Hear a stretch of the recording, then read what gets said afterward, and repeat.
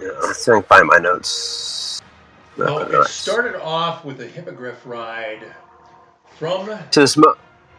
from White Plume Mountain that is currently in this campaign located um, in the Evermores.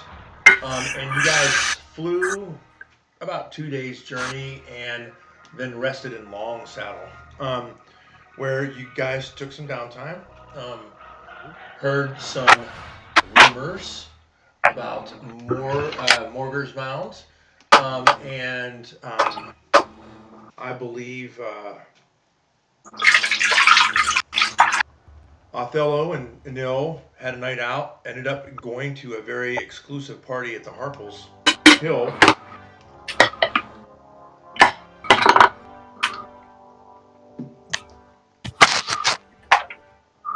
Say, which one of you is drinking? That was me. Sorry. Oh, you're fine. But yeah, so we went to the party, and then we took down the party because we weren't cool enough. Well, and before that, I bought a keg of Granny Smith cider. And Eric true. bought a bunch of trees, or Othello bought a bunch of trees. Yep, for our orchard. And was sending those with Maury. Maury. Yep. And the fighters and whoever they were all going together. Yep. Who I believe was Bangang Tough Stand and Tweema Goldmantle, if I'm not mistaken. I didn't write it down. Sounds good to me. Yep. And I thought I heard it somewhere. I can't find it. And there was a letter. I think Othello had a letter for Lif and Nim. Or we're going to have Lif and Nim. Right. Take care of Maury. Take care of Maury. She needs help. And then work on the orchard. With Mom. Okay. Well, and then I have something about a Morgul Mound, evil curse, vampire still lurks in the north in the hill, or something like that. And instead of going to the rumor of Morgul's Mound, the next day, Fardrin, who was excited about knowing that the Harples were the leaders in Longsaddle, wanted to go visit them, but their force shield was up and the party was kind of over, and none of the Harples were around. So he ended up writing a letter to them, and then you guys left Longsaddle and made your way to Gauntlgrym.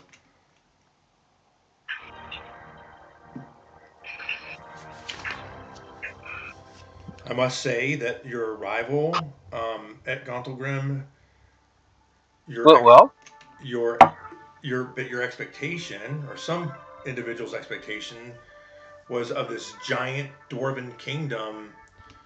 And when you arrived, you saw a lot of work being done and a kingdom being rebuilt. It was not nearly in its grandeur as once described or as you had read in books. Very much so. Fardrin was taken aback. You guys,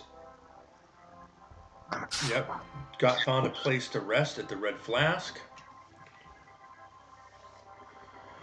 I got the corner room. We got the corner room that had the best view. That's all I remember. Both places. I remember getting that. That's all. The private bath. Because dear God. Fardrin devoted his life to Morden. I did. I apologized for going off with Tyr, and I had learned my lesson. I devoted my life to worshiping Mordrin, and he gave me back my eyes and gave me some other cool powers. Yep, you gained a level in devotion towards him. Nephilis has been moody.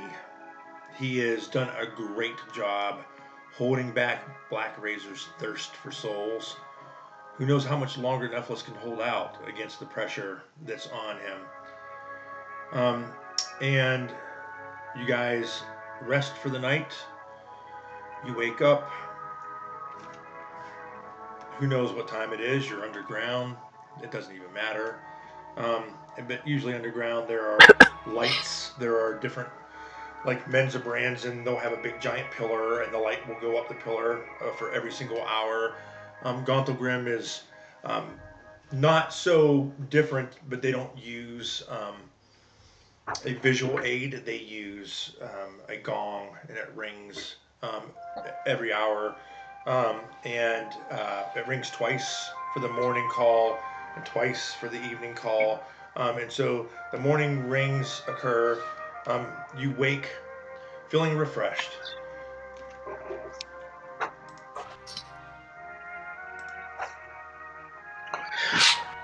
Yes, we do. So I will go over to Diessa, and I am going to touch her shield. Okay. And how do we keep track of this, Paul? Well, if we're going to presume that you're going to do this every day, on the front of our character sheet, we will put on special defenses. We can type in your ability.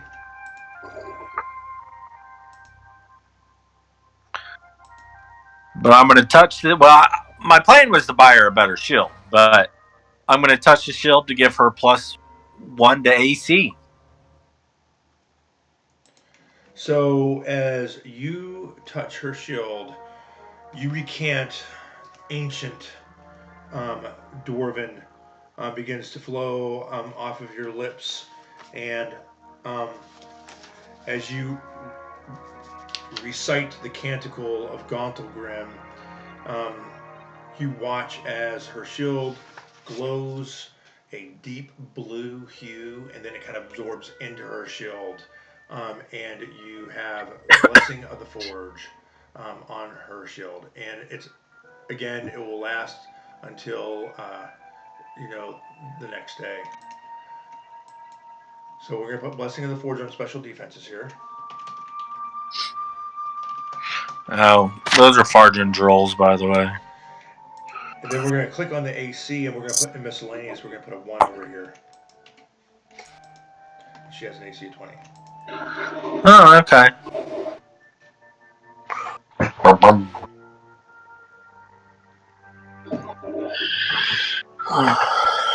And Diessa, again, she says, "What is, Father? Feels good to be home, doesn't it?"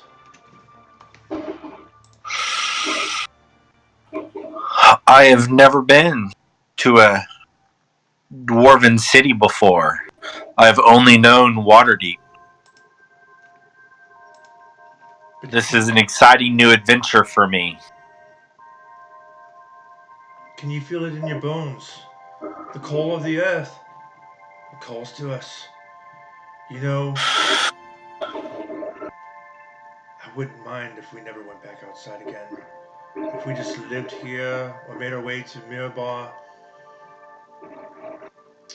you know, defended our homeland. I mean,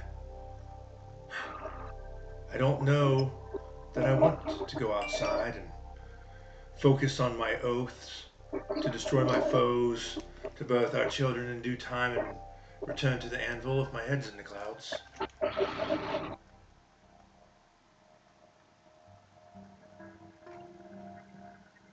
But aren't we bound to Waterdeep in a way?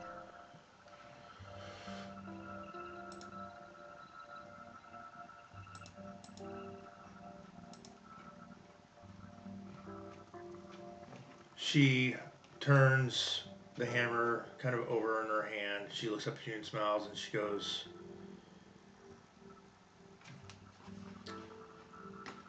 "I know who I'm bound to. Who are you bound to?" You and Oh, Moradin. right. And I am bound to you and Volcana. We should do what we must.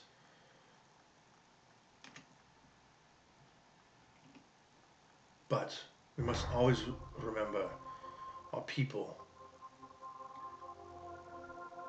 It's just good to be back into a dwarven place. underground in the mountains. I'm looking forward to see what it holds for us. And she smiles, kisses you on the cheek. Aww.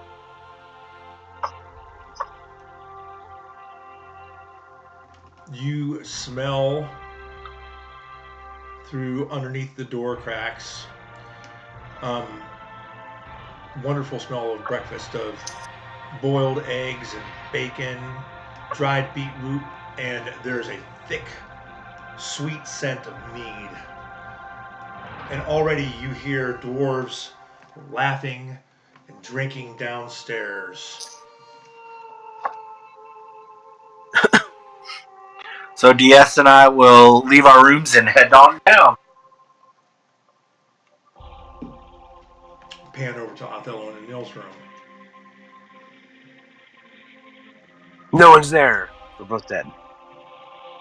Okay, that's weird.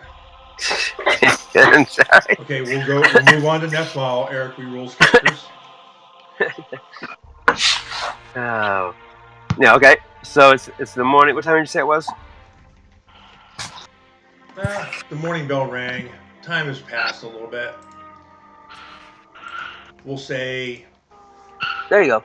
8:40? yeah, 8-ish, 9-ish. Alrighty. We're in the cave, obviously, so there's no sunlight. Here's the morning bell. What do we see at my window? Oh, okay. Where's the window? Yeah, no, that's a great question. So as you look out your window, some things that you notice right away. Mm-hmm. A lot of Gauntlgrym is lit. There's phosphorus moss that kind of clings to shelves of rocks, and there's drift globes. You know, the magical balls that float through the air. They're all Mm-hmm. over. As you look out, you see brilliantly cut stonework. There's veins of copper and silver and mithril flowing up through the giant stones, and it seems like the cavern goes up at least 120, 200 feet up. There's a great big square out in the courtyard, and you see a fountain. Of just a bubbling water, and there's these blind kind of like catfish that swim around lazily in the bottom of it, and you notice right away there are tracks that are cart tracks all throughout the city, and you see mostly dwarves, some halflings, some humans. And a few half elves, pushing carts, but mostly dwarves pushing carts filled with ore, or even their wares for the day. It looks like how they get things around this town is by pushing carts. You do notice that there are some very large beasts that are kind of look like oxen, Okay. but they're called Roth, and they're underdark or underground cattle. And you do notice goats, and there's chickens, meandering around. And so it's very like if there was such a thing as like just pure fluorescent light, just because of all the magical lights, Mm-hmm. just mingled with some lime green glowing moss. That's just kind of the feeling that you get in here. But it seems lively and active. There's a lot of work to be done in Gauntlgrym. It's still being rebuilt. Okay. And what story am I on? The second story, third story? I don't know how long. I know we went up some several stairs. I know I'm in the corner, but I don't know. Yeah, two stories up in the corner. Yeah. Okay, so like the standard second story of a house. Okay. Yep, Or absolutely. apartment. So they're still another good 100 feet above my head at that point. All right. As I look up, I get up from the chair looking out the window. Or looking out the window hard. I don't know if there's no chair, just kind of looking out the window. And I tell Anil that I am getting kind of hungry and I'm going to head downstairs. and see the day brings us, because at this point, I'm not sure what we're going to do. And I ask her if she feels comfortable coming downstairs still, or if she wants me to bring her anything, because of the whole drought thing. And being a no, the way she is, she's like, Othello, don't be silly. I am not scared of these things. And so, kind of smile, and we head downstairs to get some food. Perfect. So as you go down the inn keep, Boogden Light Game. Boomden Light Game? Yep. Boomden Light Game.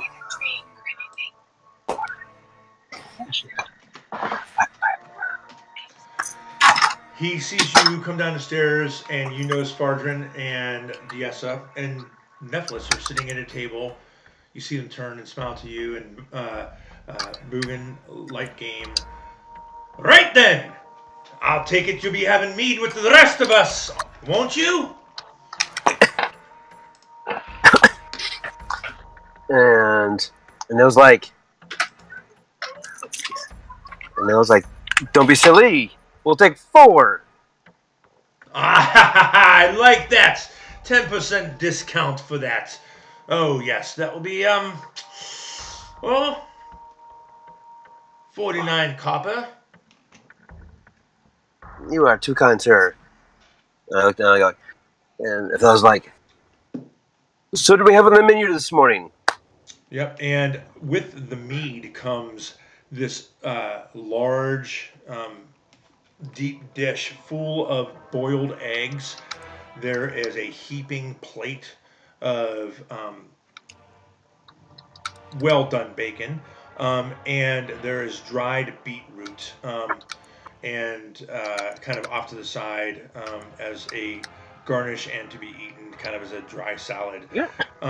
And it smells great. Right, so if I were to give just a silver up, that's basically double, but not. I don't want to be pretentious, right? But Yeah, no. okay. So, who delivers it? The barmaid, or does Boone? Said Boone. What's the last name? Yeah, no. Oh, there it is. Sorry, Yeah, Boogan. Boogan. Yeah, Light Boogan. Game. Light Game. He brings it over himself. Mr. Light Game, this smells wonderful. And take out a silver piece and give it to him. Right, Skippy. We get it from the hogs. We keep them outside of the gates to guards. Premium pork, if you know what I mean. Yeah, I can tell. I think it looks amazing. After all, we wouldn't want those spine, in the cavern. Quite a stench, if you know what I mean. Whoa, agreed. And I kind of look at Fardrin. I'm like, yeah, don't I know it? I raise my glass of mead to him. So when he walks away, I look at Fardrin and be like, Fardrin, I'll see. Well, is there mead glasses around? Has Fardrin been down here for a while before I got here? Or did they just get down here as well? How many glasses of mead do I see? No, they had just kind of sat down. You're kind of just catching up with them as they're getting seated. So I look down and go, so Fardrin, do you feel at home? Do you feel at peace today?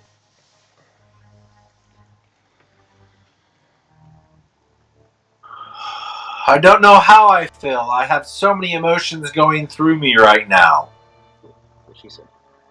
I was granted a greater boon than I could ever have expected. What was such boon?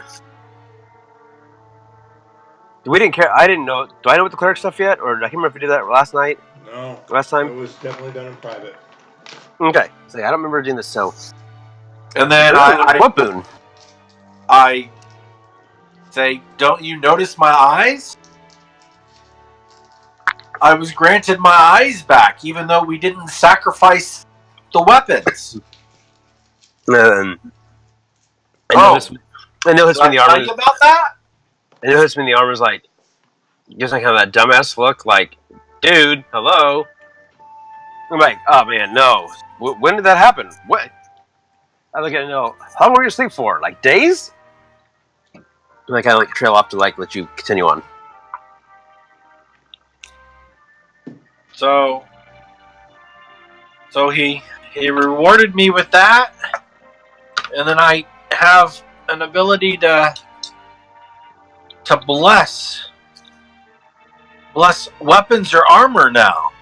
What? It is something strange. He has filled me with his might.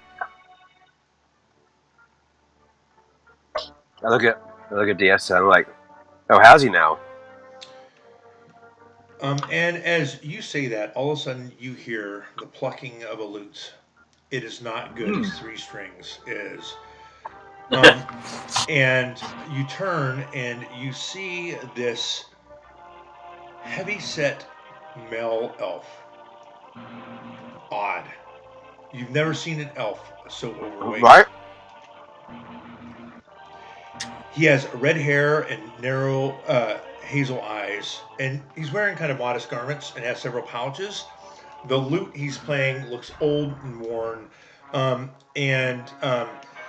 as he's plucking the strings, you can tell as he begins to sing, he's a little bit off key, and sounds maybe a little bit slurred.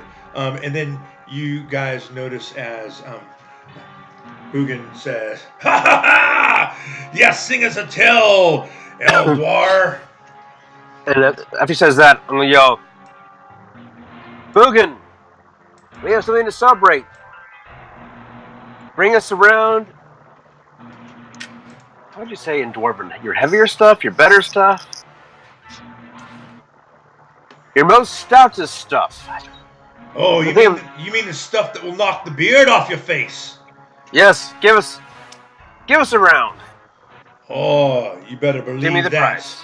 He goes, you better get ready. And he says, he disappears for a little bit before he even brings you the price. The elf begins to sing the sad dirge of wandering the countryside, looking for his calling.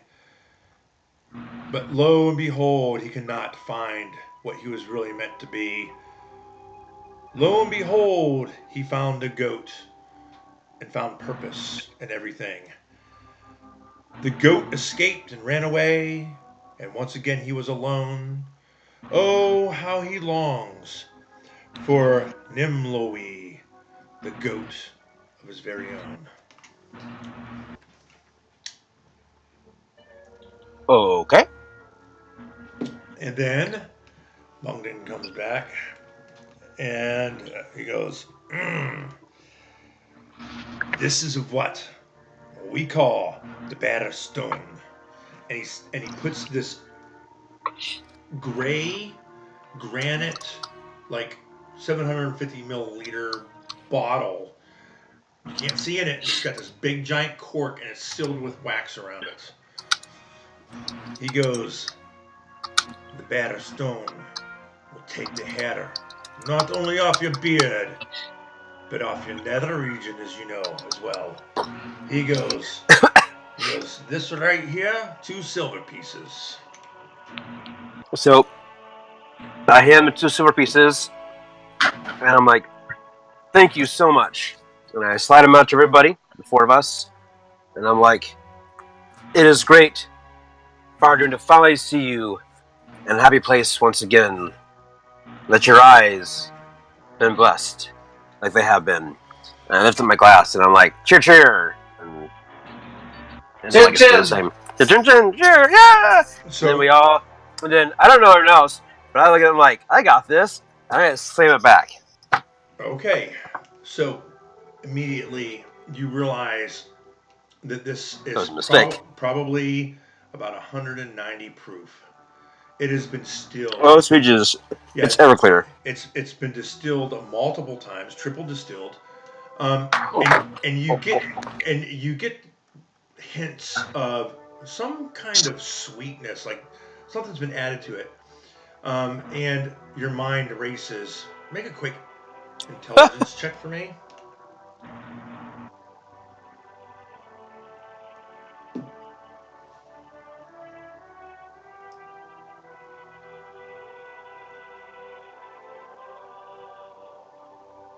A general intelligence check. Yep. You recognize one of the flavor profiles is, oh, they must be using beets. Oh, I wonder if they use all root. Oh, they probably don't have potatoes. Oh, maybe beets and carrots. What are they thinking? And then the burn just goes right down your throat. Sugar beet Everclear. Oh, Yep. sweet Jesus. Sugar beet Everclear. Make a Constitution saving throw. DC 10 for your first shot.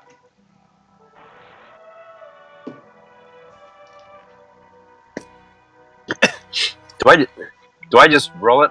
Yeah. Like take my con, take the die, and roll it. Oh yeah, you had rolled a con anyways. As far as so you can't even swallow. No, I didn't know it. Yeah, no, it wasn't an ant, but it's close enough. But Yeah. you can't even swallow it. It burns so bad, and you spit it Nice. out all over your companions. It burns that much. I look, Boogan, you weren't kidding about being a real man and burning. Oh, you little boy. He goes, that's right. It's mostly for, those of us that do have hair on our faces. No insult intended. So let me show you how it's done. And I pick mine up, hit the table, and slam it. Constitution saving throw. Mm-hmm. Darn right. Please be low, please be low, please be low. After he takes his and slams his, he slams it down on a table. Fardrin doesn't even wince. And Fardrin, you feel like for the first time, and you can't even remember how long, you actually feel home. You feel a part of the family. You feel like part of what's going on here. You feel the earth burning beneath you. The giant primordial Magera that fuels the great anvil. You feel his flame in your veins, and you feel Morden calling you to swing a hammer against steel. It was great. Is Jess gonna go?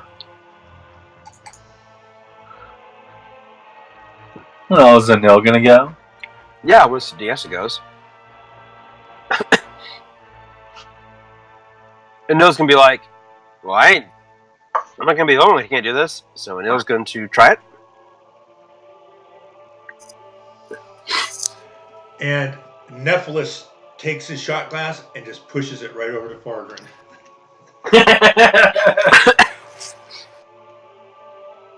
And then, for the first time in a long time, you see his mood kind of break, and he goes,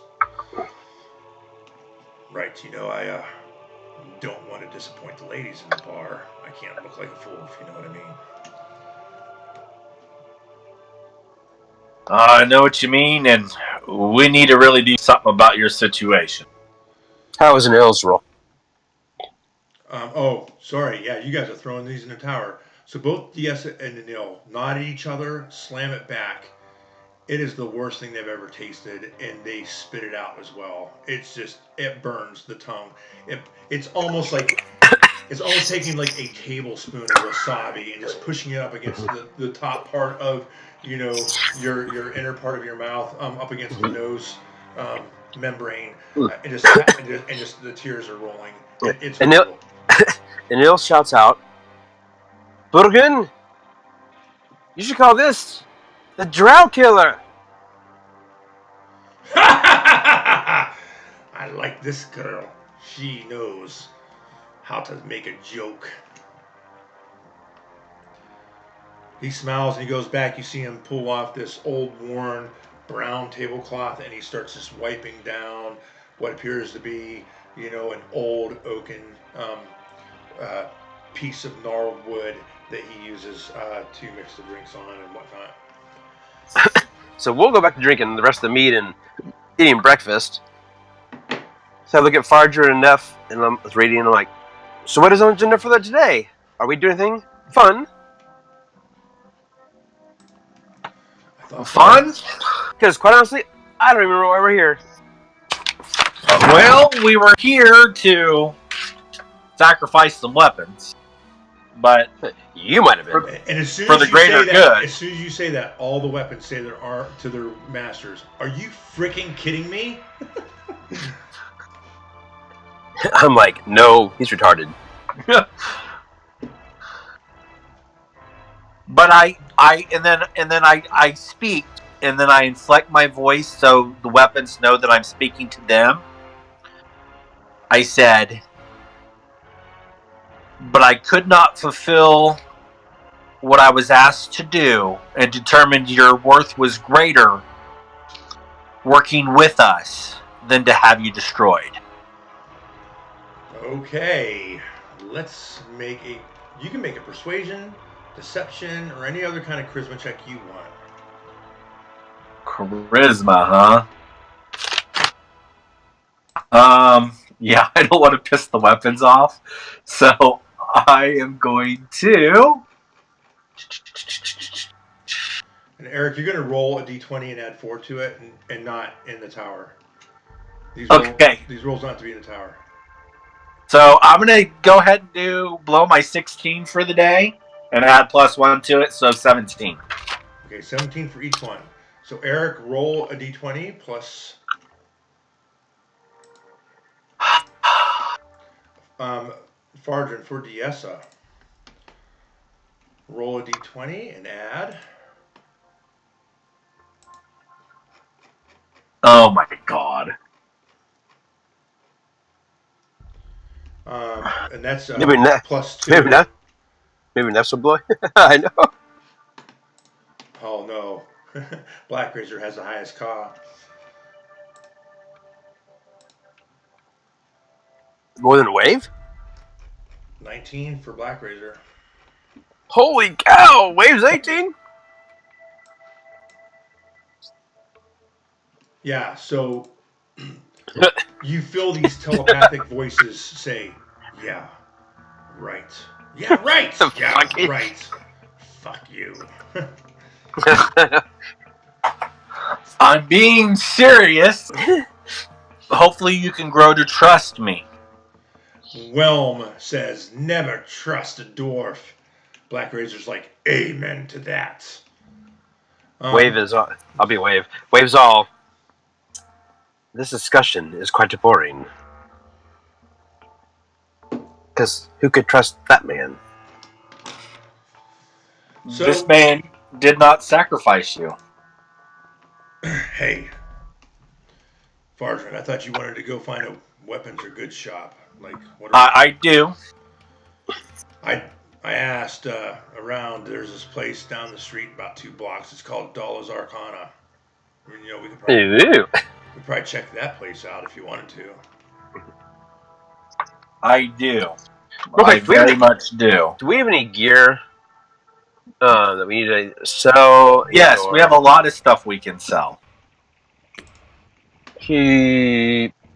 We have a bunch of gems, chainmail armor +1. We have a gold crown, a gold mask, a jewelry box, plate armor.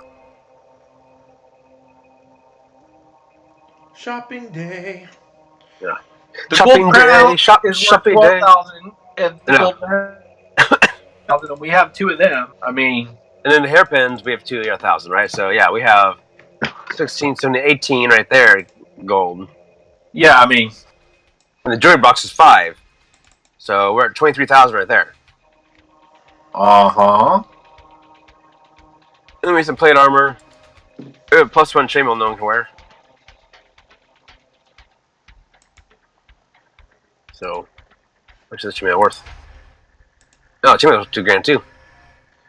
I say we go liquidate that stuff.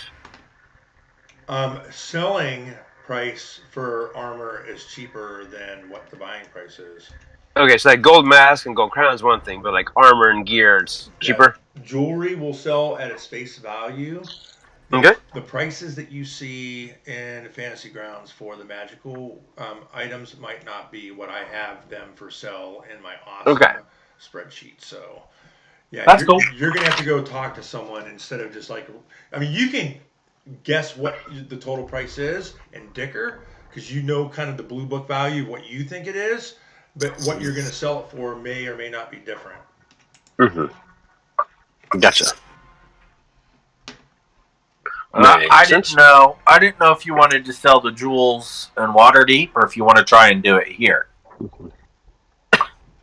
Well, let's go see what the shops have, and if we need the Okay. money, we can use it. And if not, we can always keep it for later. Right? But this is we have to sell right here. If they're not a favorable price, then we can always find somewhere else. I mean, and of important note, something that you guys would know, even though gems are kind of clunky to have in your inventory, they're always worth their value no matter where you go, and are lighter and easier to travel, and sometimes they're good to trade with for different sentient beings that don't value gold or platinum. Mm. Ah, good point. Thanks, DM. Also, of another important note, anytime that any spell cost a gem or cost an amount, like a gold piece amount of material worth, you have to have that to make it work. So if you were to cast like Revivify, you need a 300 gold piece or whatever it is, diamond, um, to actually make that work. You know, Okay. And I thought we bought some diamonds when we were in. it should be in your inventory. I do Uh, not. It would be in Neff's inventory, actually. Let me check. Diamonds. Let's see. Dude, check this out. I got these adjustable stilts we still haven't used. Maybe we can sell them to one of these dwarves around here. I'm almost afraid of what I have in my bag. I haven't looked in a while in my personal inventory. Look, I got the Nimbus 2000. This thing's awesome. Yep, I got 3 diamonds. Sure do. 300 gold pieces each. Yep, that's what I thought. We bought them to revivify us, just in case.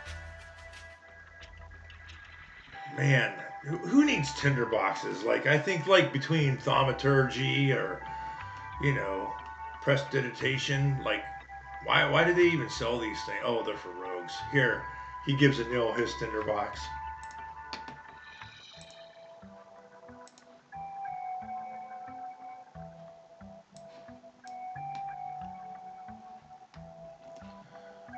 Why don't you go start a fire, Anil? I will follow you guys to the store when we get there. I just need to go for be away for 1 second. Alright. Whatever store you guys go to, we'll follow you. Okay.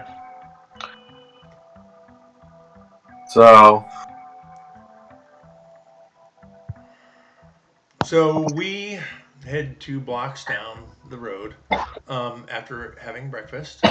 And as we get 2 blocks down, there is this arcane district in Gauntlgrym.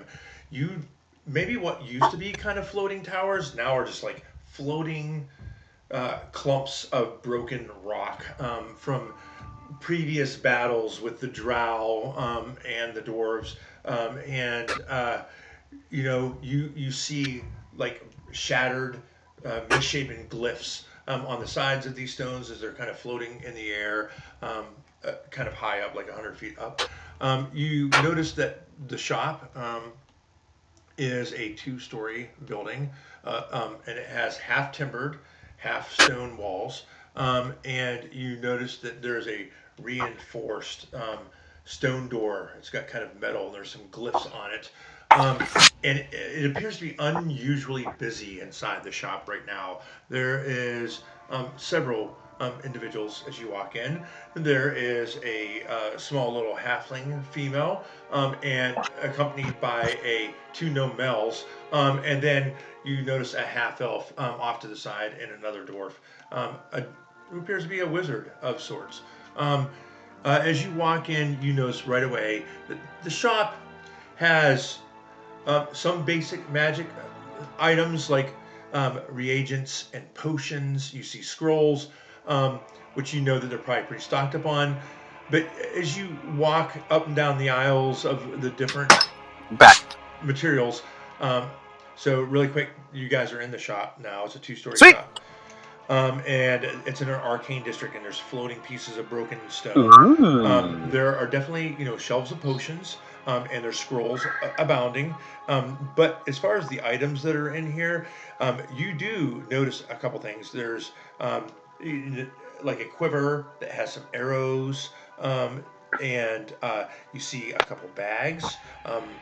Uh, you immediately recognize, Farden, that there's one's a bag of holding, the other one's a Hooard's handy haversack.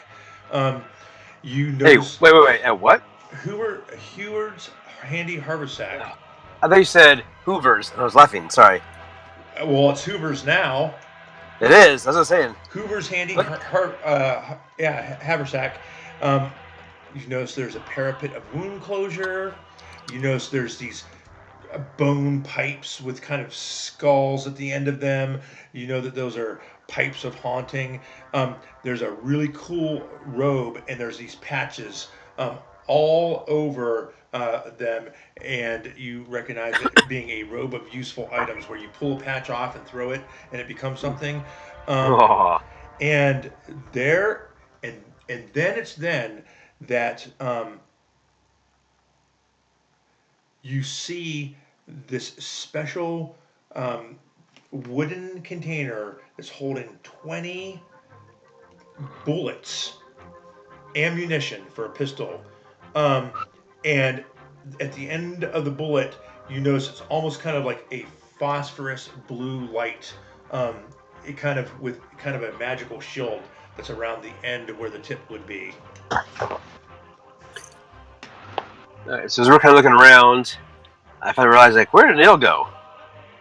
I look over. There's a Neil, like, kind of like slowly drifting towards the bullets, and I'm like, Neil, what are you doing over there? She doesn't even answer, and so I will walk over there and see what she's looking at. Yeah, make her make a charisma saving throw. DC 10. She's been resisting a lot lately.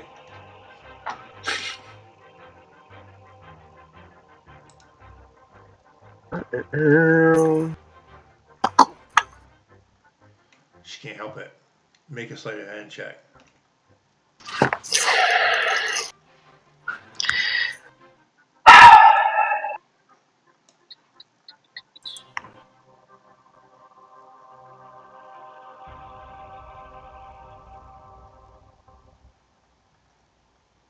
Okay. Othello, make a perception check.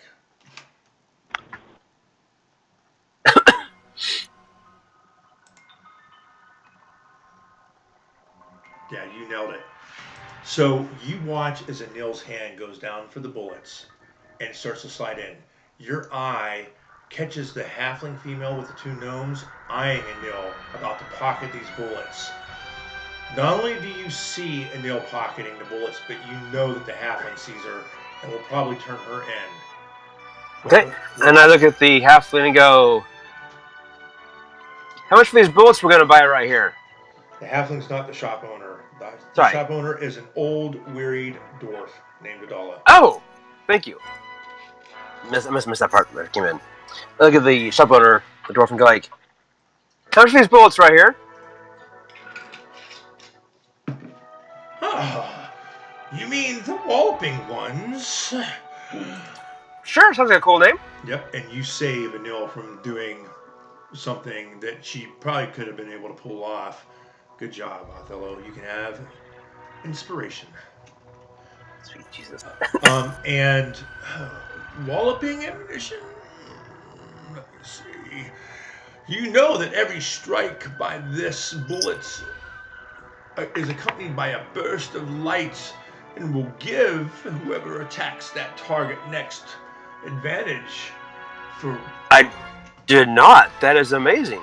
it's only for the first strike after the bullet hits, you know what I mean? But hey, it definitely lights up your targets. I'm like, isn't it amazing? And I kind of kind of, put the arm on the shoulder, kind of put across a little tighter than normal, like, hey, yo, shake your head, yes. So, what do we owe you for this, kind sir? Let me see.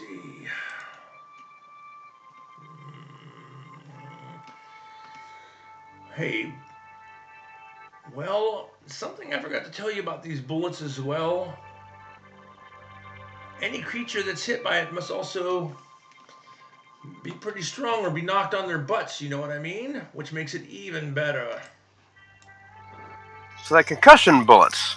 So, yeah, basically, it hits them. It's like a 45 slug that will knock them on their ass and light them up. I mean, you'll have advantage for them being prone, but it's advantage from the light too. So it's basically just advantage. And if they fall prone, anyone that's standing near them, right? You know what I mean?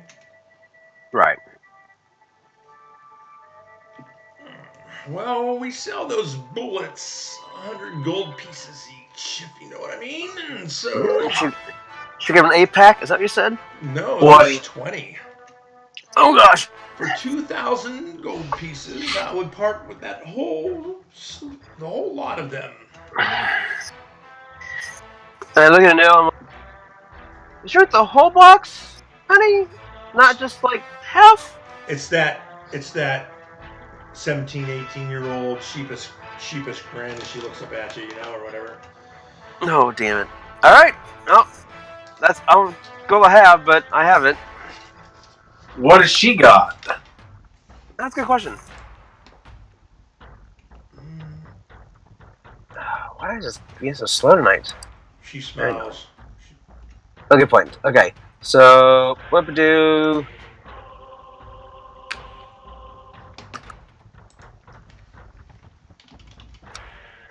All right, and I take the 2,000 gold and go.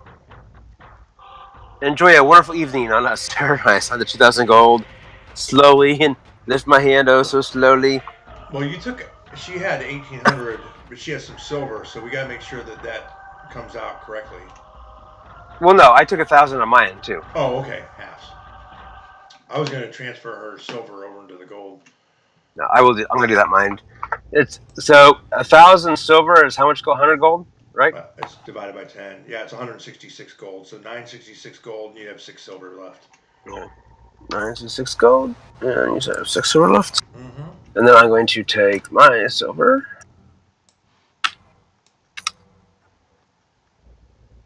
And I'll get rid of. I'll go down to 5 silver. Alright. Where does platinum and electrum come? Where does that come into play?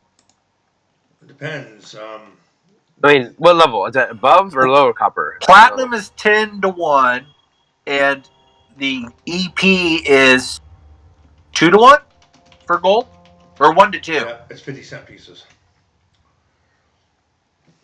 Yeah, platinum's like 10 bucks. If your gold piece is $1, right? A platinum's Okay. 10, and an electrum piece is 50 cents. Okay. Thank you. So if I have 118 plat on this guy, that's 1,180 gold. Just add a 0 to it. Yes. Okay. How did you get that much platinum? Jeez. We got it. Where did we get it from? It was back in the caves. Because Ganilla has 34. I have 118. I got it somewhere. Because I remember I was like, hey! You must have transferred some over or something. Maybe, yeah, I might have done that. For no. How much did you guys have? I got 59 each. Okay, so that's what I did. Probably some of that. I got 33 All right. platinum, but I got 2,000 gold. 1,700 silver. All right. So I just bought 20 of these. Are they on and ill now? Did you drop them over there? Yes, I did, and I put little stats on them. So it'll be the normal shot. And then we'll have to remember, if you use one of those bullets, remind me that you're using one of those bullets. We'll do the DC 10 strength check, and regardless if she hits, they still get lit by the phosphorus. Gotcha. Is that one round or what? The next hit or next turn? It's like guiding bolt. Whoever hits the person has advantage. Okay, so just one hit. It's not like we all get a turn for at advantage. Just the next person. Unless she knocks them prone, then anyone that's melee gets advantage. Right. Okay. And so Othello, in his mind, thinks back to how all the gems he's collected to maybe make an engagement ring.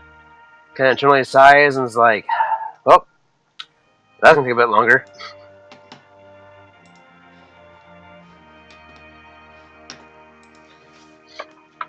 And I speak up and I say, "Oh, good sir, what do you have of the arcane nature?" Oh, well, I mean, when you say arcane, we have everything in the store is arcane. It's after all.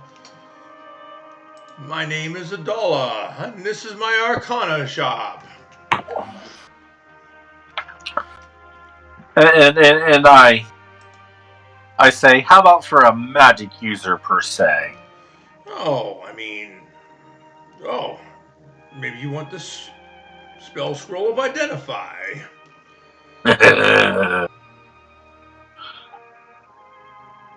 I say, what other spell scrolls do you have over there? And I'll go over and I'll kind of sort through them. Yeah, and it's going to be pretty much the same list that you would find at Rochelle's. Okay, nothing But, new. but, I'll tell you what. Roll a percentile dice. Roll a d100. There's a 35% chance there's going to be a rare spell. Where do I find the percentile dice? You right click the 10-sided and you pick the percentile symbol. That's right.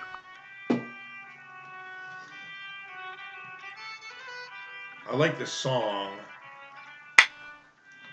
because I'm drinking Bushmills and it sounds a little bit harsh. Yep, Sergeant, you go sorting through all those scrolls, and lo and behold, you pretty much have all those things in your book already. Okay. Yeah, but you do notice that robe is pretty nice. I'm not asking, so tell me a little bit more about this robe here. Oh, the robe of useful items.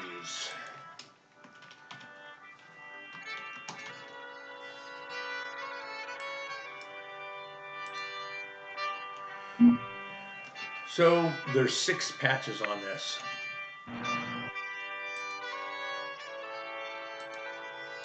Did you just randomly roll for these, by the way? Or these in there? Yeah, I'm going to randomly roll. No, just it's sweet that we get. These are just the random things you picked up. Yeah, no. These were all random rolls. That's the best part of this. I love that part of it. And here we go. 4d4. Oh wait, no. Okay, gotcha.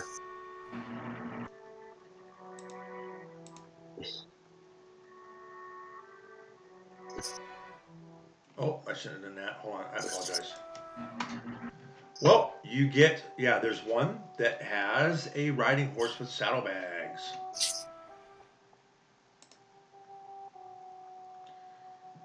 There's another one with a riding horse with saddlebags. There is a window 2 feet by 4 feet, up to 2 feet deep, which you can place on a vertical surface. Does it crawl through it? Pretty much. Okay. Oh, there is a spell scroll patch. Ooh. You don't know what spell it is, but it is some kind of spell. First through third. I love it. It's a loot box. It's a loot chest.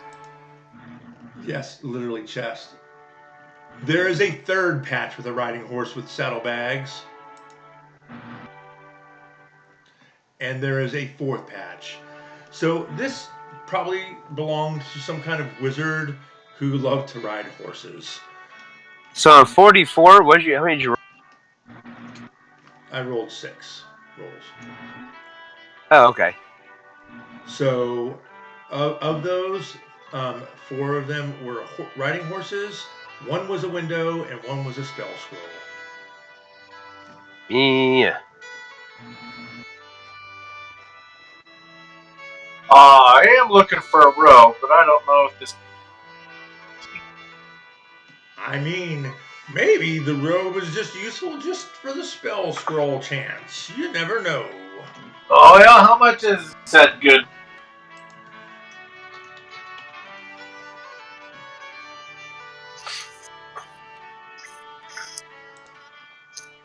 Let me check my prices.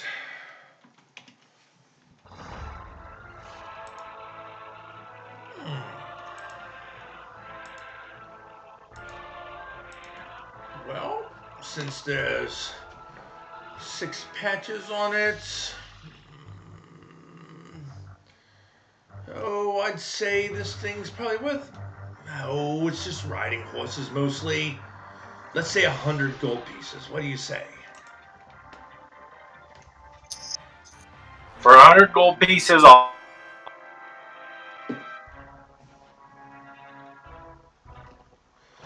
So you're interested in this item, then?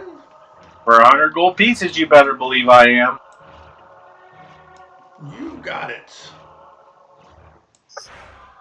Okay, so what else do we have left? That was kind of cool and different. And I took it out of my EP.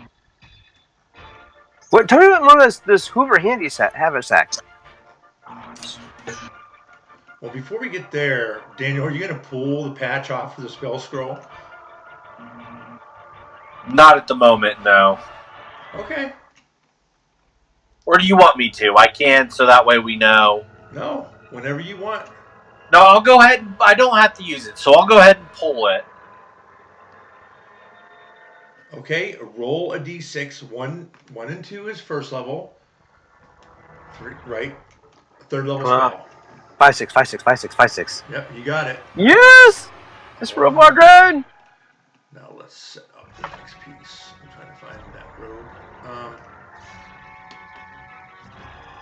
So we're going to go spells. I'll let you pick. Well, you can always do cleric, so we're going to say wizard. I'm going to say it's a wizard because of to stay within the cloak thing mentality. Yeah. Yep. Okay, we're going to go level 3. Okay, so 1, 2, 3, 4, 5, 6, 7, 8. 9, 10, 11, 12, 13, 14, 15, 16, 17, 18, 19, 20, 21, 22, 23, 24, 25, 26, 27, 28, 29, 30, 31, 32, 33, 34, 35, 36, 37, 38, 39, 40, 41. Okay, so here's what we're going to do. I want you to roll. We're going to do 4d10. Well, first we're going to roll. First, let's do this. Let's roll a d4. Okay, so you're going to do items 20 through 21. Now I need you to roll a d10. A D10. Yep. 20 through 21, wouldn't it be 11? Not 10? Oh, I'm sorry, 11 through 20. You're right. So 16. Okay, so no, he said 20, so it'd be 26. No, he's right. The 2 would not. It'd be 1 through 10. Yeah, I gotcha. 11 right. through 20. So if it's 11 through 20, that'd be 17 actually. Right, 17.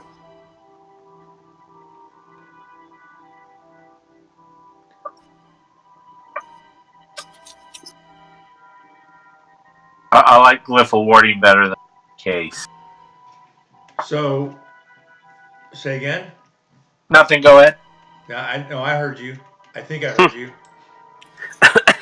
And it almost falls on glyph of warding. Flip, flip, flip, flip, flip, flip, flip, flip, flip, and the haste scroll falls out. And I'm disappointed. I mean, it's 100 gold. Yeah, I know, but I already know haste. It's all good. It's all good. Just like any other loot box out there in the world. You better believe it. Alright. We know that. I'll ask. Well, that I've bought your most precious bullets. They still kind of wince a bit. Tell me what's about this Hoover Handy Haversack. The Hoover Handy Haversack.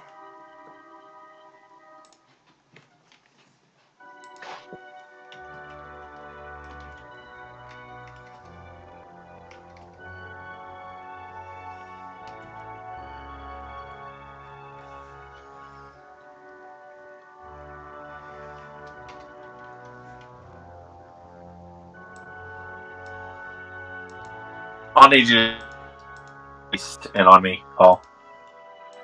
So again? I'll need you to drop the scroll. Okay, yep.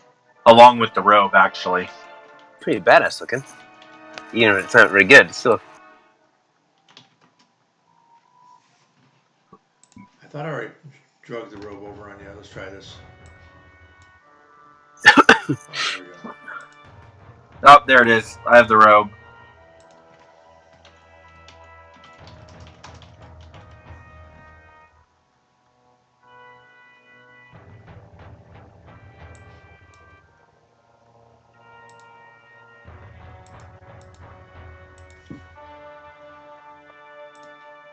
This thing is a little bit like a bag of holding, but you know, it's got like extra pouches and yes.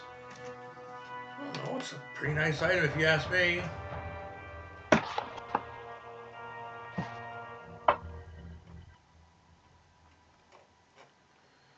So Is that bigger than a bag of holding? Or is a bigger bag of holding? So the Bigger backpack than that? has a central pouch and two side pouches. Each side pouch is 20 pounds, 2 cubic feet. Central pouch is 8 cubic feet, or 80 pounds of material.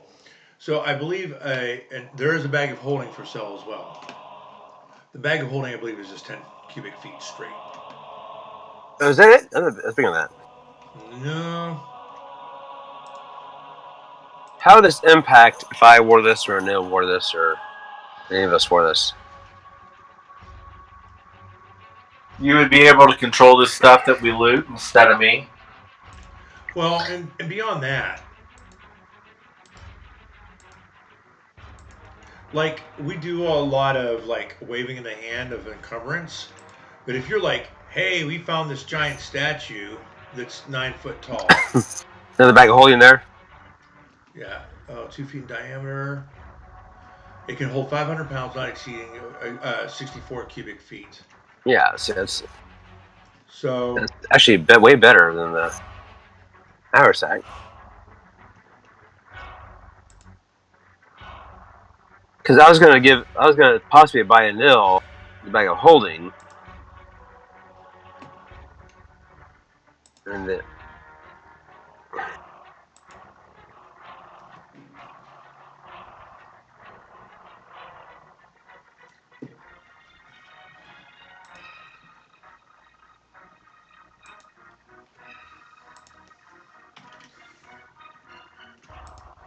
oh, the bag of holding is, about 4,000 gold pieces is what we sell it for. okay. How much is the haversack? Hoover's handy haversack is only 2,000 gold pieces. All right. But since you bought all the bullets, I'll give it to you for 1,800 if you want.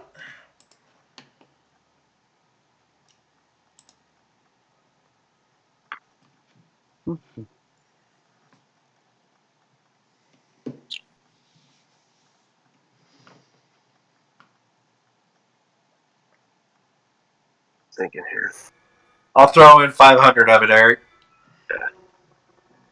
I look at him. I look at him and go,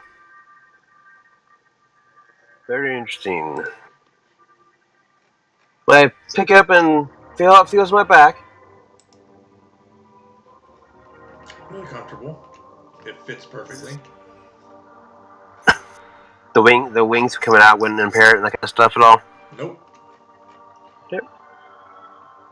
Feel it. And so I look at him.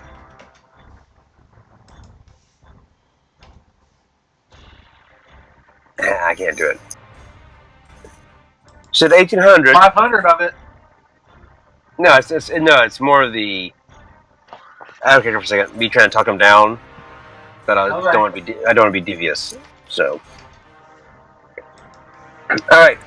Okay, we go. 1,800, you say? And I kind of look at Neff because he's been the fence a lot more than I have, and go, is that a fair price? Yeah, actually, it's kind of a steal if you ask me. All right, you drive a hard bargain then.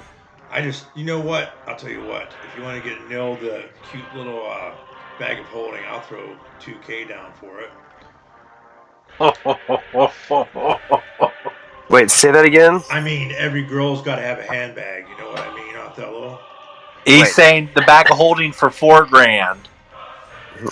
He'd pay 2. I would pay 5. So that means you need to come up with 15. I look at the shopkeeper and go, spent $2,000 here. If I buy both those other bags, 5,000.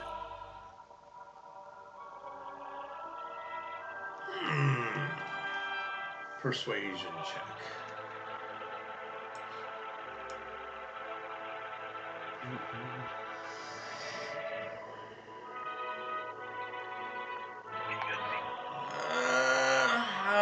How about 5,500 and we'll have a deal.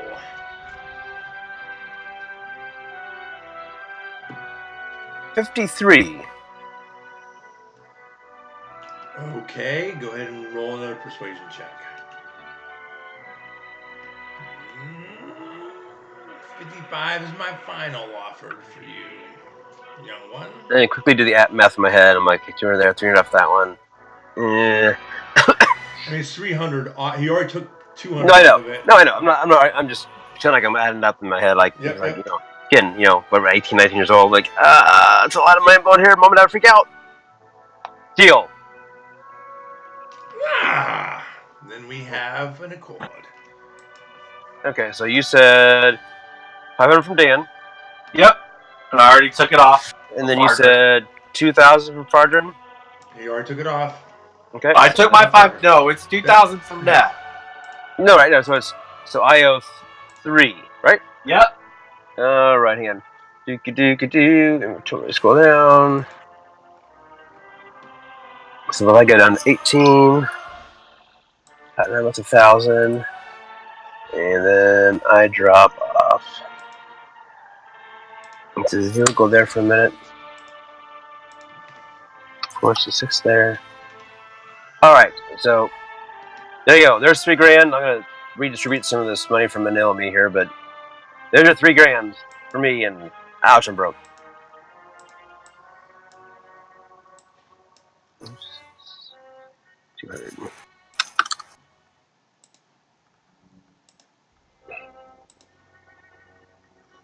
All right. And then you put on. I put the bag of holding into Nils. Okay.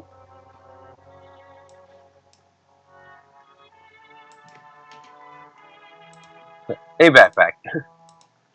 Fixed. We'll change it to Hoover's. Yeah, you gotta rename that for me.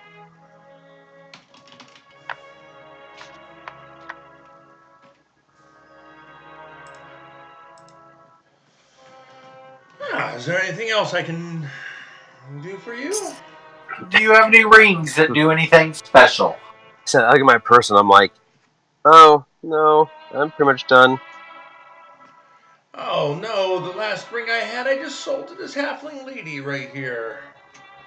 And you see the halfling with the 2 gnomes still kind of browsing the shop, like over by the potion aisle.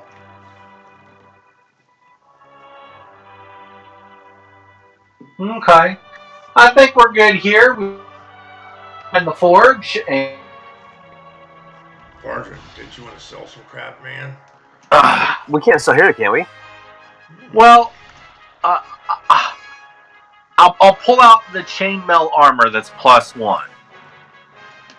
Oh, yeah, we have no armor for sale right now. That'd be great. And then do the plate armor. But I do want to sell on my actions tab, Paul. I have my glaive +1, then this like water trident thing we had from the very beginning. I want to take them off my actions tab. I just gotta unequip them? Is that what I do? Yeah, you just change them to the bag. You put them in the bag on your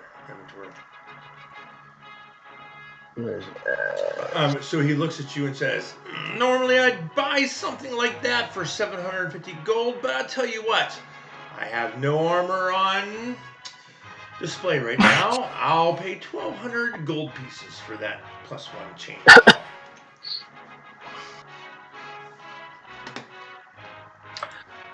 Done. Okay, so go ahead and delete the chainmail +1 and add 1,200 to your inventory. Will it let me? Should right click on the line. Oh, on Diessa? No, it's still in our bag in the party sheet. Oh, I'll do that.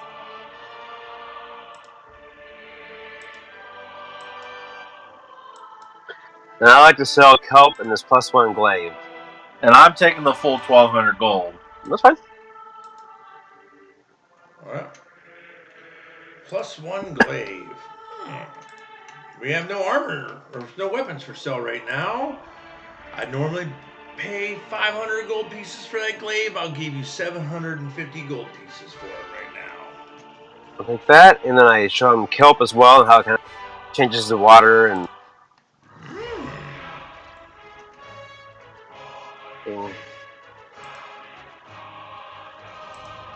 That's not your +1 glaive, is it?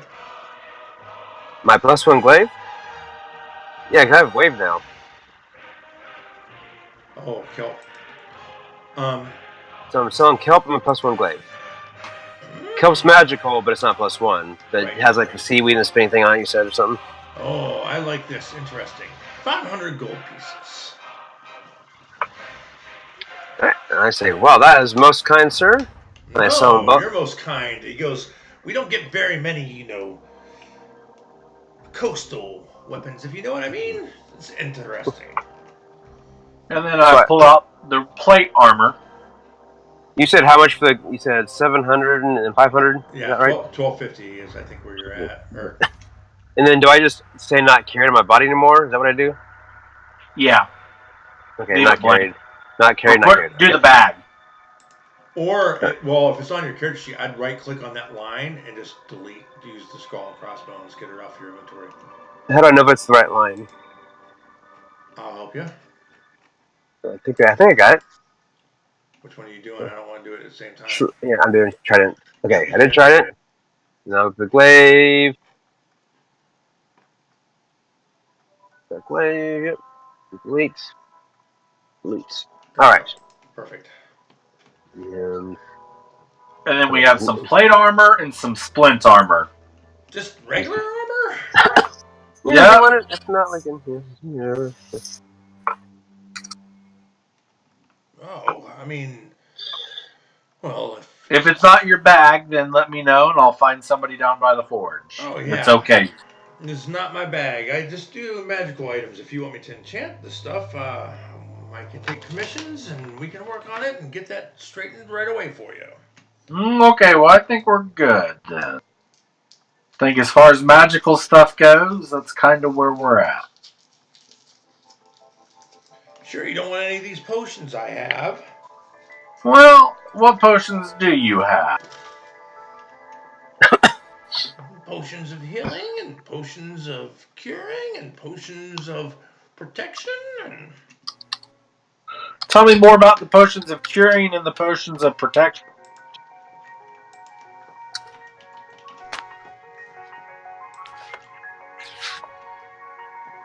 Let's see. Well, you can link them and I'll read them if you want. Yeah. The potions of resistance, and it's per elemental thing that you want. And he has, a variety, half a dozen each for whatever element. He sells them for 300 gold pieces each. Okay.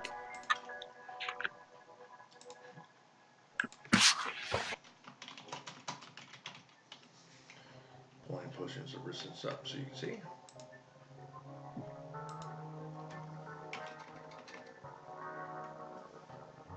Okay, so like here would be an example of it. It's just depending on what element you want. So you get resistance to whatever kind of damage for 1 hour.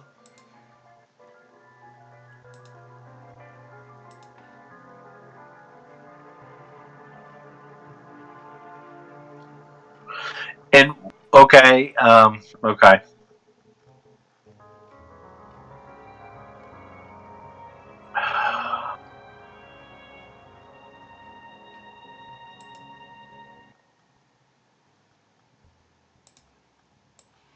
So there would be what, acid, lightning, and fire. And... Yep, whatever damage type there is.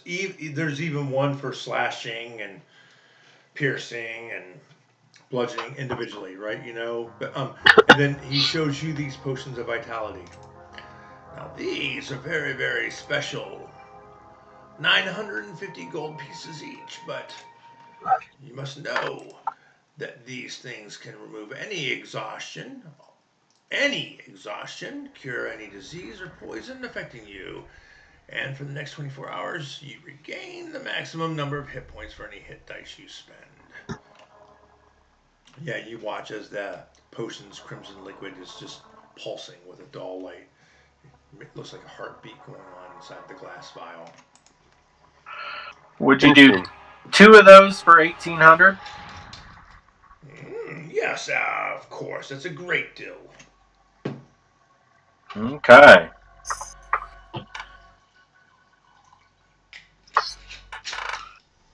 $17.62. If you want to give one to me and one to Diasa. Will do.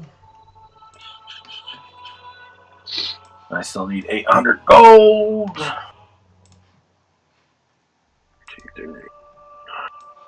5 minus 800, 1596.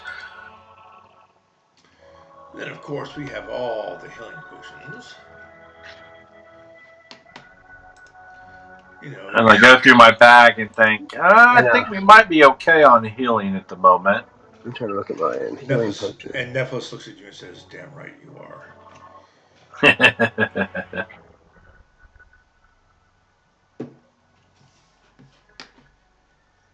And then I say, what do you think about these resistance? Should we pick any of them up? Or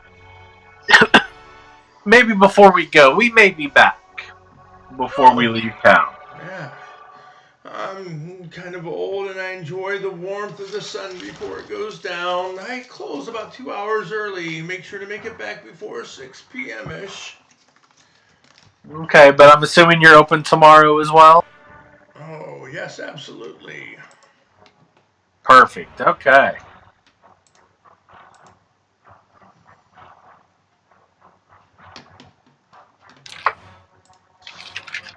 Then I think I'm good for the moment. Oh, well, yeah. Oh, well, before we go, I pull out the scroll of haste. Scrolls. I have plenty of them. Didn't get what you were looking for, huh? I did not. Third level spell scroll. Yeah, I'll buy it from you for 100 gold pieces. Okay, let's do it. So you make your return on investment. You still have a window and 4 horses on your robo useful items. Yeah, we can use those horses. Trust me. You never know when we need a horse to do something. Feed a dragon. Who knows? Yeah, like open up a trap door and have a spear hit Maybe. head. Just maybe. Camels, horses, we're still the same. I know, right? Okay.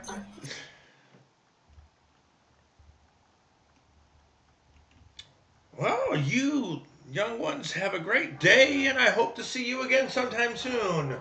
Maradin bless you and all the things that he has crafted for you. And you as well. You walk out into the street. You notice it is very busy, and many dwarves are pushing their carts along the rails that lead through the city and intersections. You watch as guards kind of march up and down the street. You watch as stonesmiths and carpenters continue to rebuild parts of the city. You watch as an incorporeal figure of a female ghost, kind of her flesh burned away from maybe where a drow had cast burning hands on her, kind of floats kind of through the air, sad. And you watch as a couple dwarves bow at her as she continues through the city.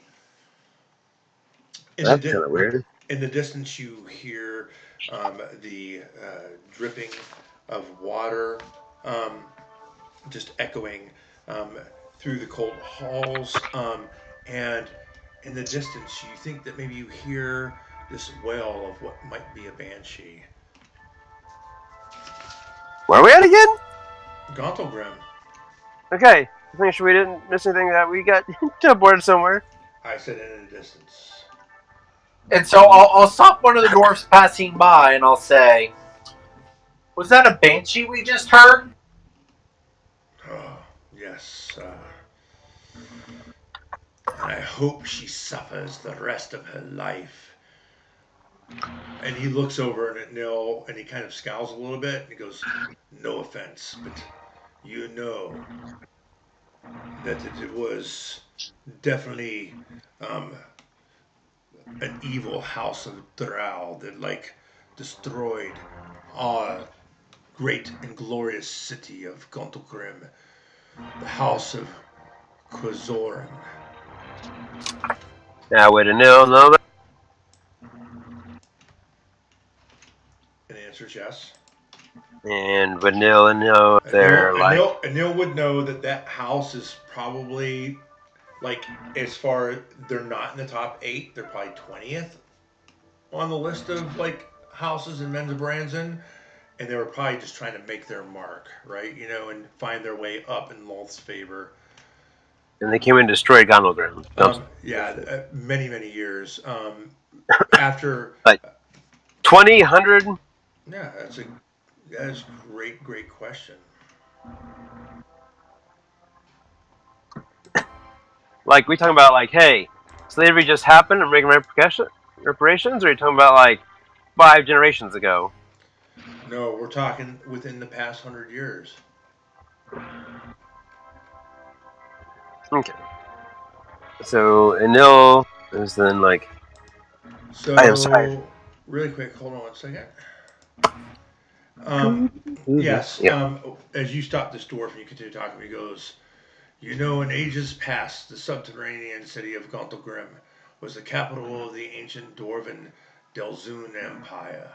Its cavernous halls, some large enough to contain entire surface villages, were carved with unerring precision, their ceilings soaring scores of feet overhead. Towering statues of dwarven gods and heroes stood vigil over chambers and thoroughfares, the least of which was wide enough to watch 50 dwarves standing abreast."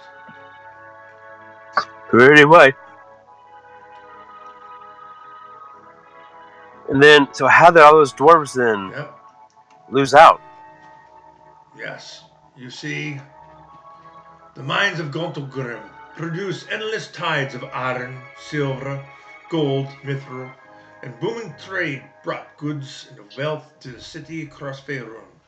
But it was the great forge that was burning hot and true treasure of the city. Deep beneath the settled levels of Gauntlgrym, dwarven crafting and elven music abounded. The slumbering primordial Megara, a being of fire and destruction, harnessing its incredible powers to heat the forge. On anvils of adamantine, blessed by the priest of Morin, and he bows.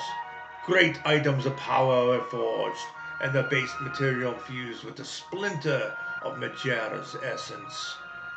The unceasing wonders flowing from these forges help make Gauntlgrym into one of the most magnificent cities Faerun has ever known.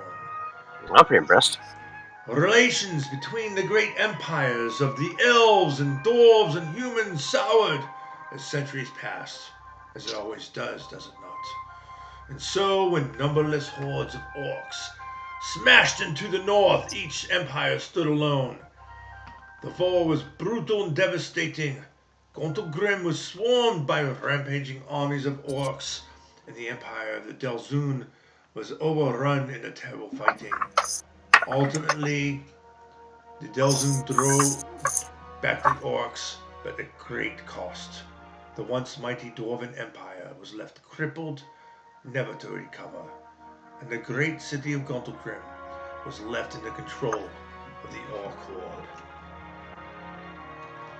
It was the humans from nearby Lusk, now today you call it Luskan, who finally drove the orcs from Gauntlgrym.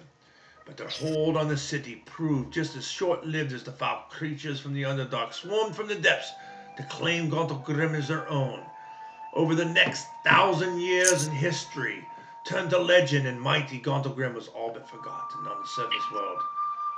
The Lithids, mind flayers, Duergar, Drow, and Aboleths vied for control of our fallen city. Our treasures and the primordial still bound within its core. The Drow house Zorlan eventually took Gauntlgrym, establishing a new city they called Qua Zorlan, producing weapons at the forge, and they traded to use to pay tributes to Menza Berenson to gain favor with Loth. However, in recent years, the dwarf hero, you might know him as Bruno Battlehammer, but he is our Reginus Roundshield, was able to seize our fabled city back from the Drow Masters, with Wolfguard, Canterbury, Regis, and Drizzt Duoden, many allies from the surface world and nearby Underdark communities, and we retook the city. They prevented Megara from being unleashed upon Faerun and set about attempting to restore the city to its former glory. I mean, you know the story of Neverwinter, Mount Hope now erupting and blowing ash. Yeah, no, that is none other than Megara. But you know Bruenor, he now sits upon the great throne of Moradin. But remember, Reginald Roundshield. But he's different. But he is rebuilding our city and keeping it safe, even though we've heard rumors of new threats. The Drow call upon the demon lords. Our Lord wants to hold our city strong. We work hard. That is quite the most amazing tale, dwarf friend. So how does it have to do with the whaling over there? Yes. And I gotta put in the general direction where the whaling. Probably one of the bitches we slain, you know? And he looks at no offense. and I was just kind of like, no offense, taken. Because you know that banshees are elves that didn't fulfill their vows that are left to a curse, so it's probably a drow banshee. Oh, gotcha. No, didn't know that. In real life, didn't know that. So, other than real ghosty, I didn't realize there was a reason. Yeah, banshees are primarily elven spirits. Gotcha. Today I learned. Othello would have known that. Okay. Gotcha. I thought I was like, does she bother you all? Because you all kind of sighed with disgust when she was wailing a little bit ago. Oh. Well, someday we'll gather enough gods, go down there and deal with her. I mean, unless you guys want to go down and deal with her. That she's down the cave some ways.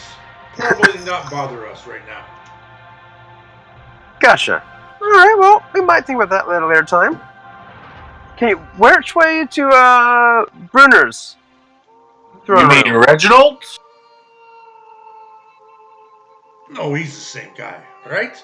Yeah, Sure. Oh, so you want to go see the king, huh? Doesn't everyone? I'll tell Can you you visit what. a city? He goes, forgive me for my rudeness. My name is Randog's Cool Fight. Wait.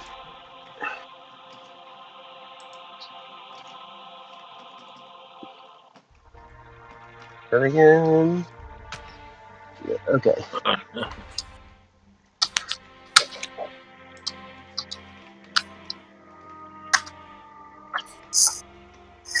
Well, how do you do, Mr. Cool Fight? Yes. It's been a while since I've got a good fight in, you know? Ain't that right, Neff? And you can see that Neff has got a stern grip on the Black Razor, which is in the sheath, and Nephilis seems very much in control. He did not appreciate your ribbing. Make a mental note that we gotta do something fairly soon about the sword. Are there any prisoners within the city that need to be taken care of? Oh yeah, that's a great question. No, not right now. I mean, some drunks, some fights, the belligerent, you know. But nah, other than that, everyone is pretty busy. We have big threats. Drow, demon lords, rumors attacking our city. We must make it strong. No time for the rest of the weakness. Here, here. Well, I think we should go try and see if we can't gain an audience with Reginald/Brunor. Hey, I can take you to Reginald. Well, now, I don't know him, but I know a friend who knows him, if you know what I mean. Like, so, Ah, I will take you to the King's Hall. I will talk to my friend who's a guard there, and I will see. You guys seem like strong adventurers. Maybe it's what our king is looking for. I mean, you are like strong, right? we have met our fair challenges and looking to face some more. And I personally owe Morden a favor or two. Yes, praise to the Creator of all things. Yes, let's go right away.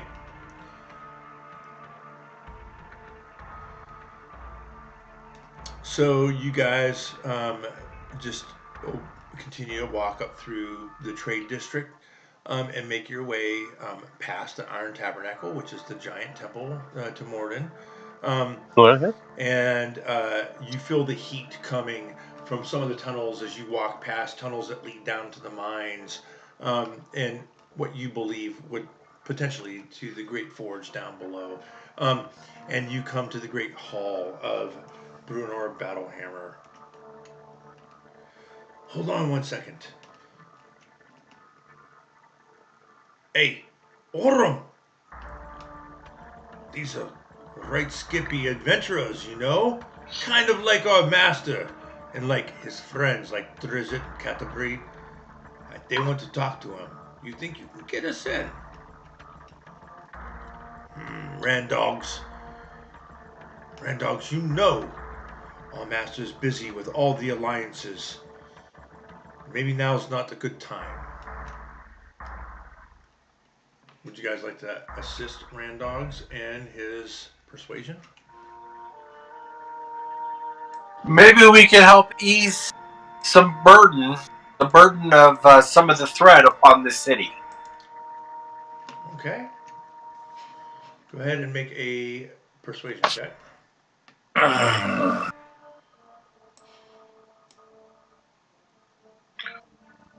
Where is it?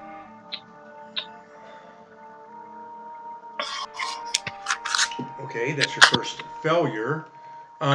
He says to you, you can help us by putting your back into the carts and bringing up ore from the Great Forge. Be one of us.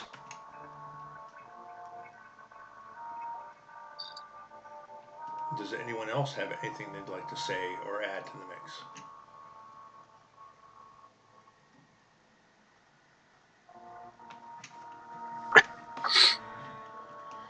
Randogs is going to make his own persuasion check. I think I missed some. I'm confused. You're the talker. Okay. So no, I know. That's why I'm confused. Why am I not talking? Role play without DM saying it, but I want to be explicit now. You guys are in a skill challenge. Well, I realize. No, I got that. I don't understand what I'm skill challenging. Yeah, I missed something. Persuasion. It's persuasion. So the fact that Randogs is friends with Orem has won one skill challenge. Fardrin tried to assist, and he lost one. The next roll, it's best out of 3, is going to determine whether you get audience. I cut that part. I apologize here. I must have got cut out. I understand. We walked up. He said, "Hang on a second." And the next thing I know, we're He's trying to convince someone Daniel's rolling. Who is the guy we're talking to trying to persuade? We're talking to the friend trying to gain an audience with the king. Okay, thank you. I heard something about... Never mind. This isn't it. Sure. Skill challenge. Charisma check.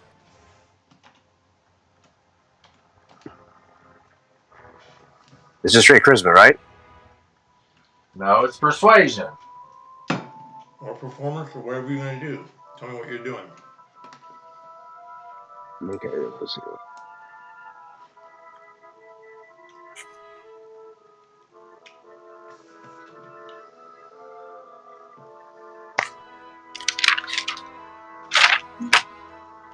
What does it look like, Eric? So the friend of the guard says, "Let us in," and because he's a friend, Fardrin says, "We can help," and the guard says to Fardrin, "Yeah, you can help by putting your back into it and go push carts." What is your response?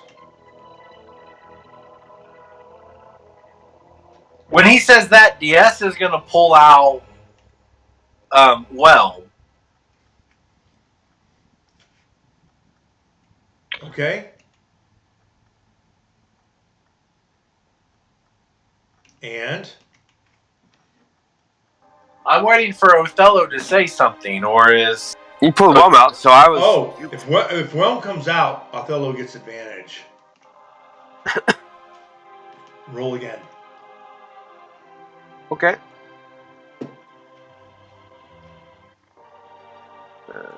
Said... Because persuasion. Whelm comes out and the dwarf guard kind of gasps as he looks at Whelm. Like, we're only humble servants. All we got is these few knickknacks. And I kind of slide my hand kind of gently, I kind of bow and kind of point to Whelm. You've recovered the artifacts that have been long forgotten. The artifacts? Does he see Wave and... Because Wave's gone in nether space right now. No, and... no. Artifact. Sorry. Okay, no, that's fine. I just want to make sure where we're at, that's all. No, you're right. He says, he's really busy. I will go try. Hold on 1 second. He turns and spins, and that's when Randog's like, "There's no problem, He'll be right back. You get in, you see. It'll be perfect." I wish I had your confidence, Rendog.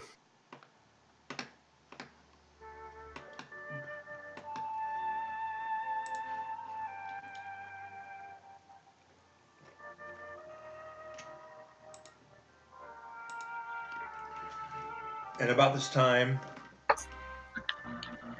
Orm Tougher comes back and says, "The king is having a feast right now with the different factions, talking about plans. He said you can join. But remember, Reginald Roundshield is our leader. Respect and know your place." As you wish. And Randog's like, "See, I tell you, everything worked right out." So is Randog allowed in with... Say again? Is Randog allowed in with us? No, he turns. He has to go back to his post. Okay. Thank you, Randog, for all your help. And I will toss him a gold piece. He tosses it right back to you. Ah, what a good dwarf you are. Family first. And he says, "It's not about family, it's about blood." So Thonva Coldtoe is the other guard. She's a female dwarf. Her hair is golden flax, and she's built like a rock. And she has a warhammer on her side. Just classic dwarven guard. And she just marches stoically and silently, leading you into Bruenor's chamber.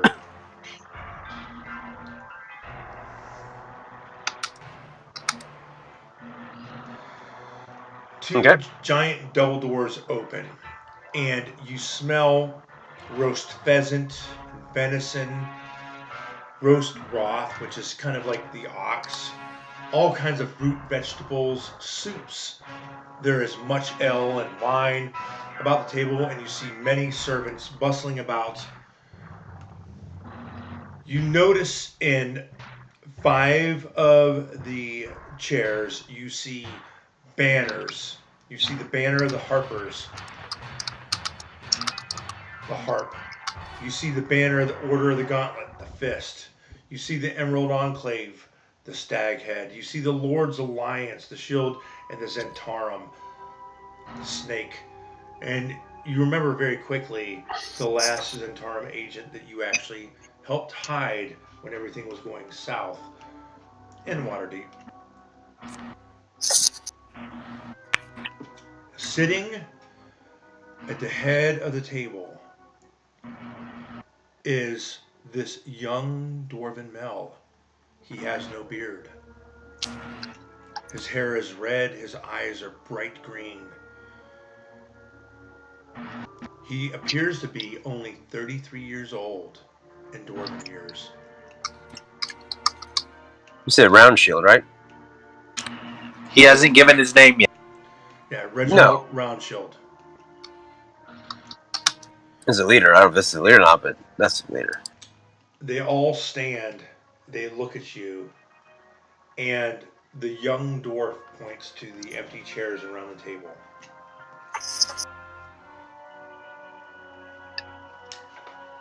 As I bow graciously, well, and Nil does. Nil kind of does the whoever Drow does, curtsy-ish thing. I don't know, military bow. I don't know what Drows do. I go to take our seats, to the seats, and I kind of whisper to Nil, this can't be, or I use the thief symbols, the hand things and all that, and like, this can't be the best. Oh, And you mean the drow hand symbol, not thieves. Right, Drow. So the Drow hand symbol. This doesn't look like the most pleasant, happy feast ever, and we busted down. Yeah, and she makes the symbol back to you. Hush.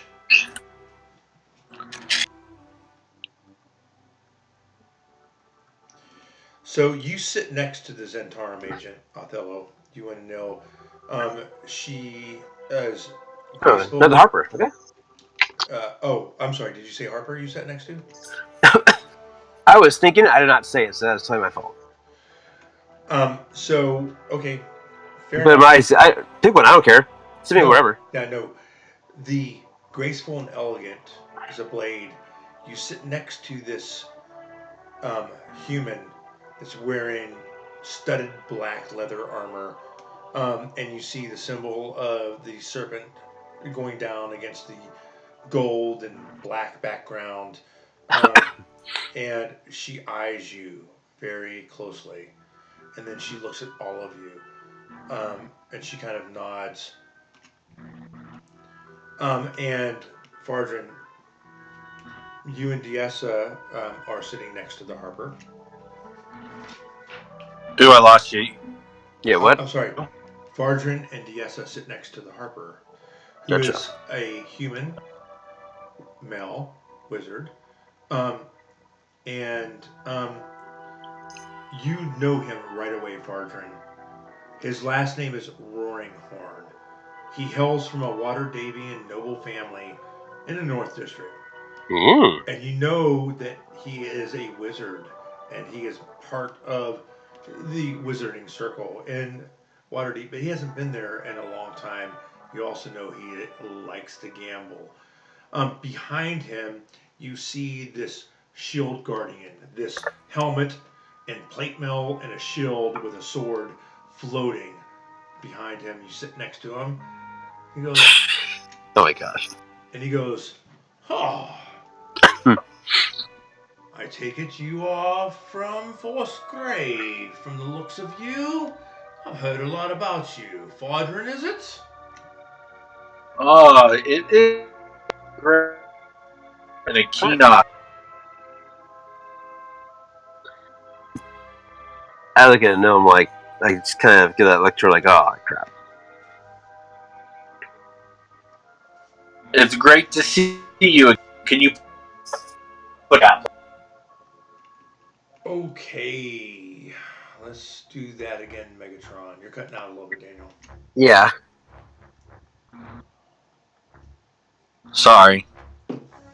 Much There you better. go. It's great to see you again. Did not expect to see you here. Will you put his name in the chat, please? Yeah, sure will.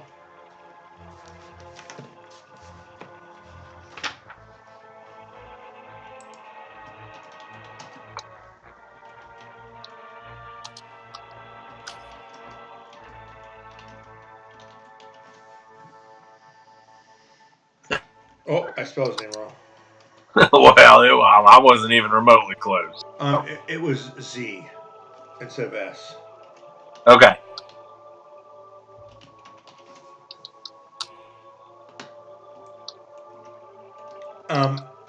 Nephilus sits next to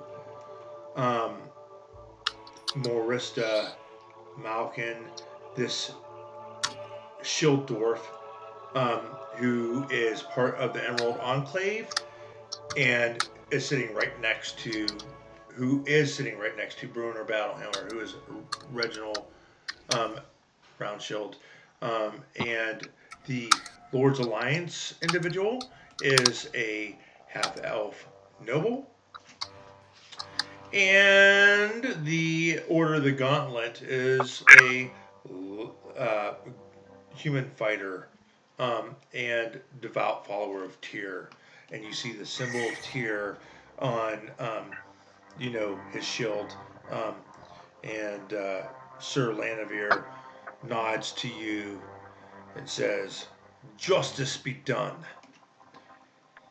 Sir Landavir? Justice be done.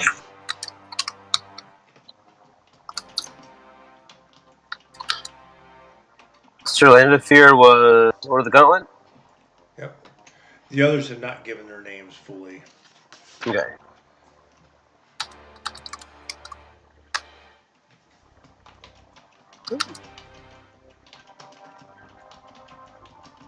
Oh, Landavir. Rudy.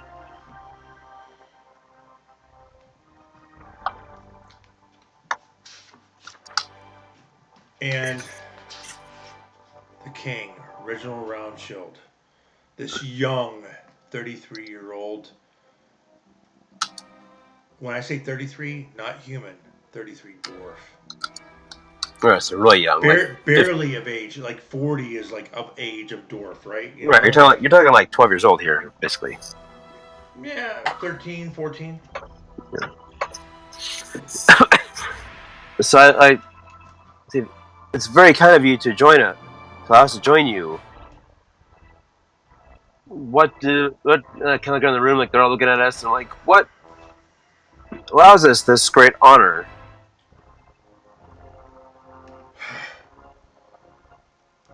Reginald says,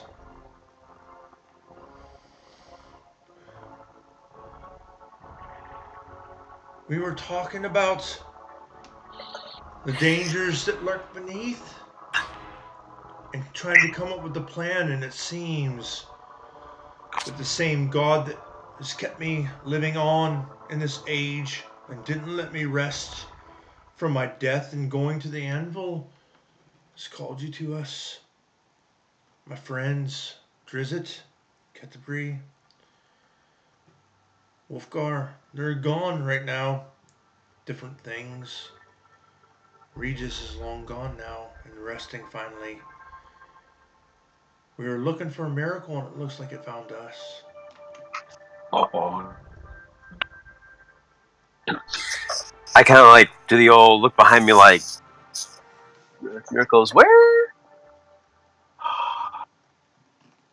You see, there's rumors that the Drow and Menzoberranzan have summoned all the demon lords all at once to try to destroy all of Faerun. Okay. We don't know if it's true or not, but I can tell you this. Our world cannot survive. And even though I look young, I'm way too old and the heroes of old are long forgotten. We need new heroes. So listen. And he looks over at the Zentarum agent. He goes, the Zentarum have a stake in the secret Underdark trading post called Mantle Dareth. If you can get them on our side, they'll guide you there. Where you can meet with one of our agents, Gazrim Dulak. He can provide you with a map to Graven Hollow. He's actually got a magical ring that kind of points the direction to Graven Hollow. Graven Hollow, oh, it's a legendary place built by some stone giants long ago. I visited it in my previous life, if you know what I mean. It contains all the knowledge of the depths. If there's answers to be found for what has happened in the Underdark, it will be there. So listen, I don't propose to send ye into the Underdark prepared. These around here can help as well. But let's hear what they have to say. I kind of let my head down. I kind of sink back into my chair a little more. And Devara turns her head. Devara Jesser, and she's a Zentarum agent. I thought Thorn of Oculta was the. Who's the Nova then? Who's who? Oh, The Nova Nova Oculta. Colto is the guard that walked you Oh, into my the room. bad. Okay. That's what I messed up. Not important right now. So, Okay, what's her name? What's his name? Devara Jesser. Oh, there you go. Caught Bath. I heard what you did for my people in Waterdeep. Thank you for your allegiance to the Zentarum and not to the Xanathar.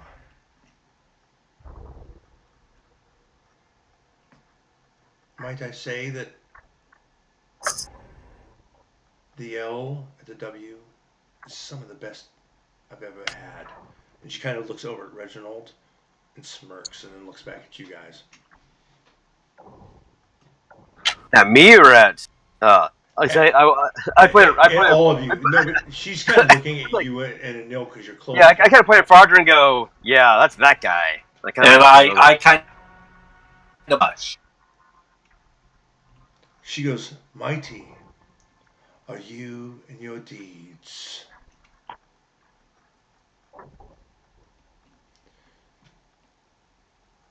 I can aid you with not only a secret Zentarum passphrase, but I can give you the advantage of Mantle Dareth, which, by the way, Mantle Dareth is about 140 people, split faction, all kinds. You know, don't be shocked if you see an occasional mind flayer, some drow or beholders floating around. I mean, it's mostly deep nose and Duergar, but many drow and humans. So she basically describes a place much like Mos Eisley in Star Wars. I guess. No, it's completely that layout, like 140 scrubby people. It's the trading post between the upper world and the underworld.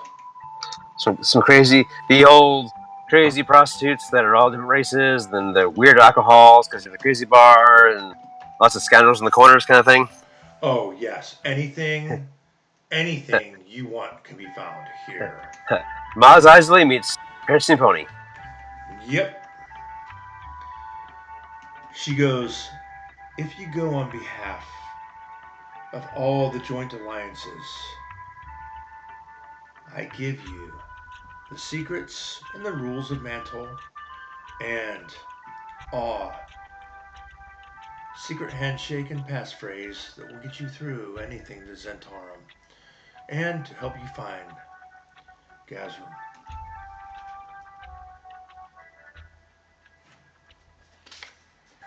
Wow, that is quite generous, Devara. Is that all we need to do to survive down there? I kind of look around the room.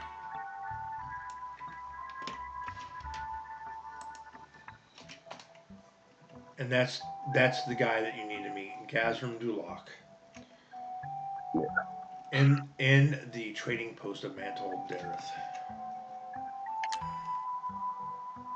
Did you hear what I said, Paul? Asked? Yes, I did. Okay, just make sure. No, it's good. I just want to finish my thought. Sorry. Oh, you're fine. And the dwarf, shield dwarf, next to Nephilis, who is Morista Malkin, who appears to be an advisor, part of the Emerald Enclave. She goes, "It's not all you need to survive. The Emerald Enclave will offer giant lizard mounts.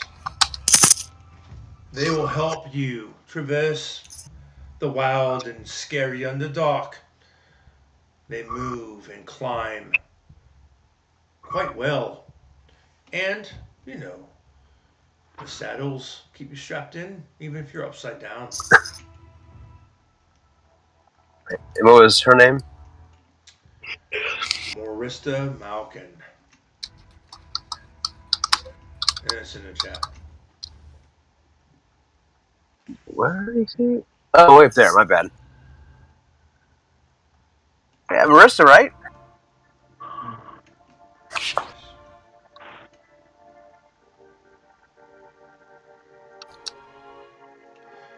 And Reginald says, I,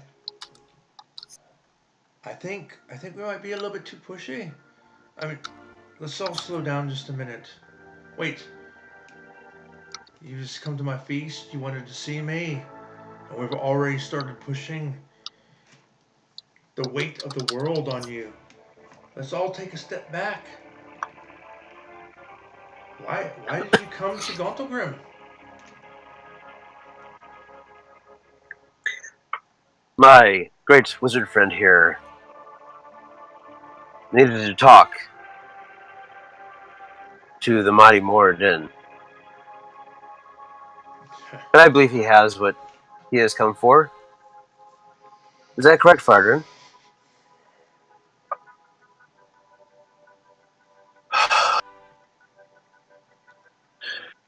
I was sent on a quest to come here, and I have fulfilled that quest for Moradin. And by completing it, he has granted us some power.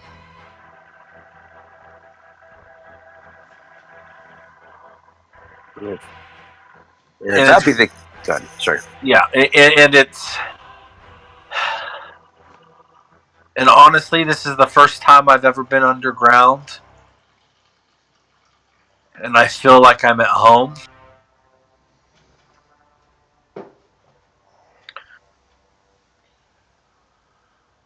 And would be honored to help you protect your home. Well, there you have it, mighty king. Obviously, your talk of the god's guidance is on many fronts. You mean the same God who wouldn't let me rest at the anvil?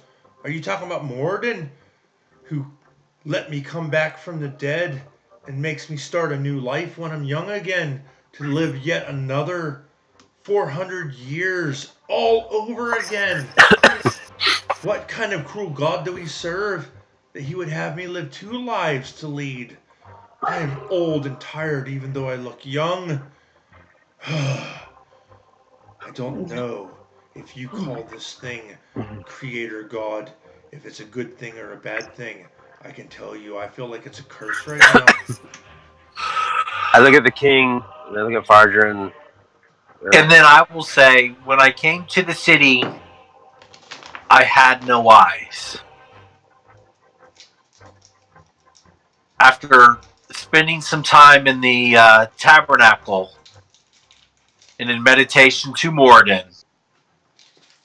he granted me my eye.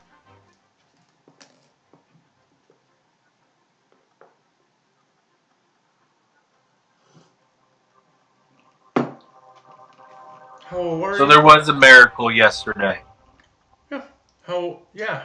And you're looking at one right here, right now, brought back from the dead. How old are you, Fardrin? I am only 43, my lord.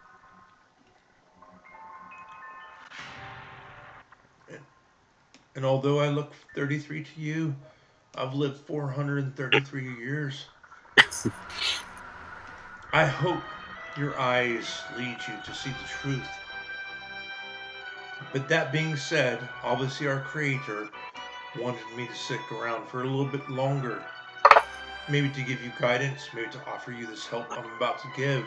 Maybe together we save Faerun once and for all. Well, if that would be the case, Mordred has quite a sense of humor, being that I look at Mordred, look at the king, look at Mordred, look at the king. Obviously, red hair means something. I'm trying to make some kind of dwarven joke with it, but I don't know if it comes off right. Performance check.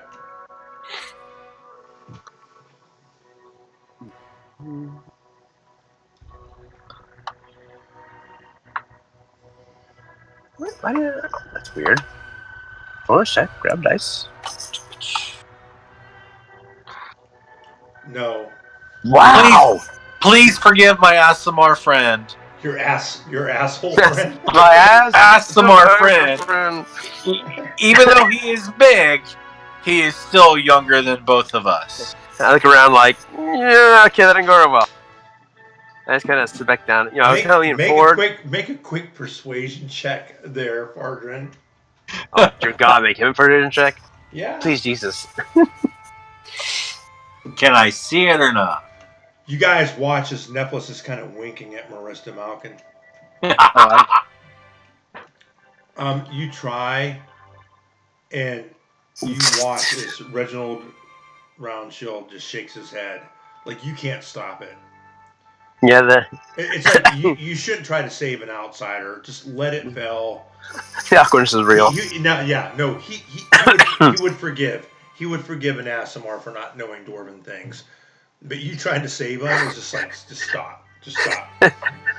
Stay down. Stay down. Stay down. Yeah, it's definitely that. And Reginald's like, Fardrin, your loyalty is truly Dwarven. I mean, that's all I can say. Okay, so at this point, we've talked to Devara, we've talked to Marista. Who is Neff sitting by again? So he's sitting next to Marista Malkin, who was the one that just offered the giant lizard mounts. What is she? Emerald Enclave. A shield dwarf. She's a shield dwarf. Shield dwarf. Oh my gosh. So we've only talked to two. Right now, doing his thing. So then I look at. Did Devar make a comment about the ale to the king or to Royanhorn? To everyone in public. And it was definitely a pro-W comment, anti-Gauntlgrym comment. So towards Roundshield. She's making the comment to Roundshield. Okay. But she made it out loud. Yes, absolutely. Right, yeah, but it was... I'm sure. Let's see if I can wait. So the two we haven't talked to then are... By the way, everyone in the party gets +5 to your Zentarum faction. If you've been keeping track, let me know what your current faction is. Okay, if everybody's got +5, let me...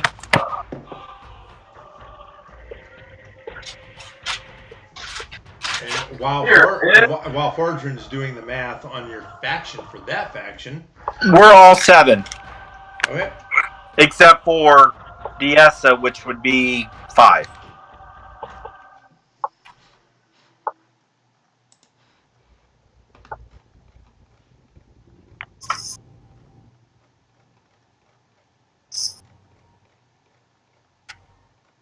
Okay, thank you. Yep. Do you want to know the others? Nope. Okay.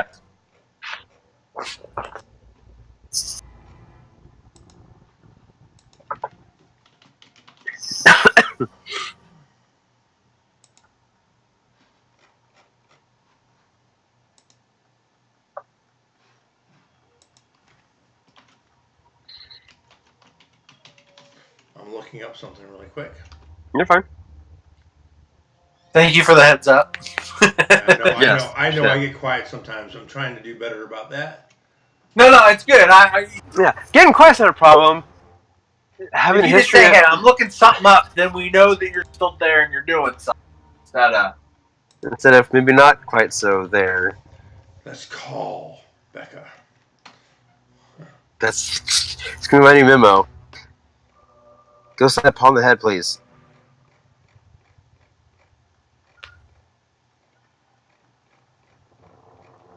Oh, Paul, that map looks really good on your wall, by the way.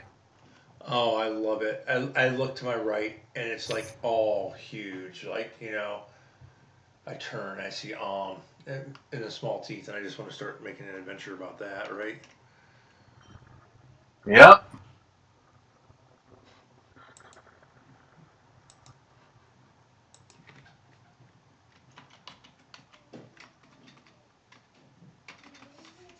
I am having a hard time finding the factions of the Zentarum, so I'm going to do something else really quick.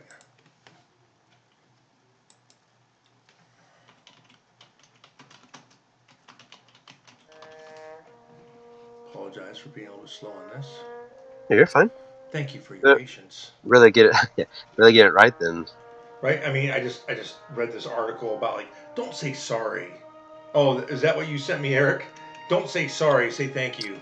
It might have been me, but yeah, we'll go on the way. So like you read it. Nope. I'll give it to you, Eric. Thanks, Paul. I mean, for me and Daniel and your wife. Did I give it to you? No, it's all right. Doing good there.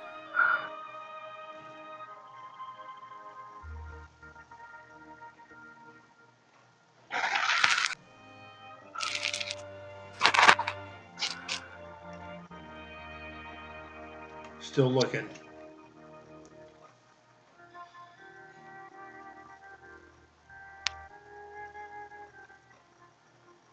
This is horrible.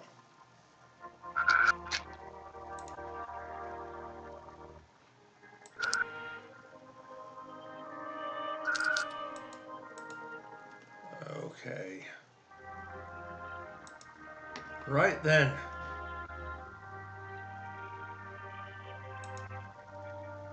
Hopefully this one does it.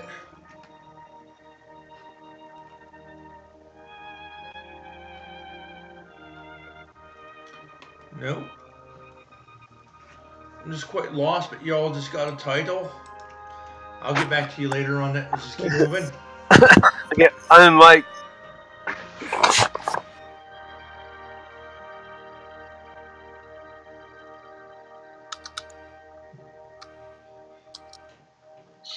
All right, so at this point, I can go. So what brings the Order of the Gauntlet down here?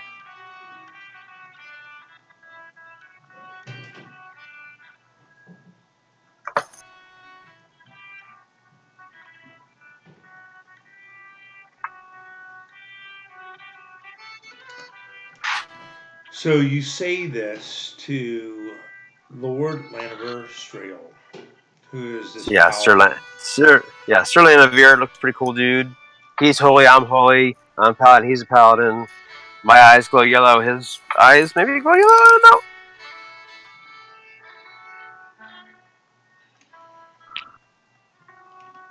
know.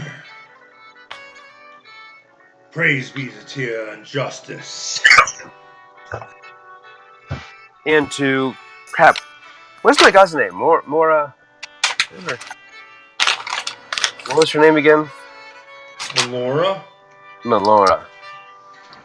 The Underdark has always been a proving ground for candidates of the Order, as well as frequent destinations for veteran paladins, monks, and clerics looking to smite evil. It hasn't taken long for the reports of these new threats to reach us.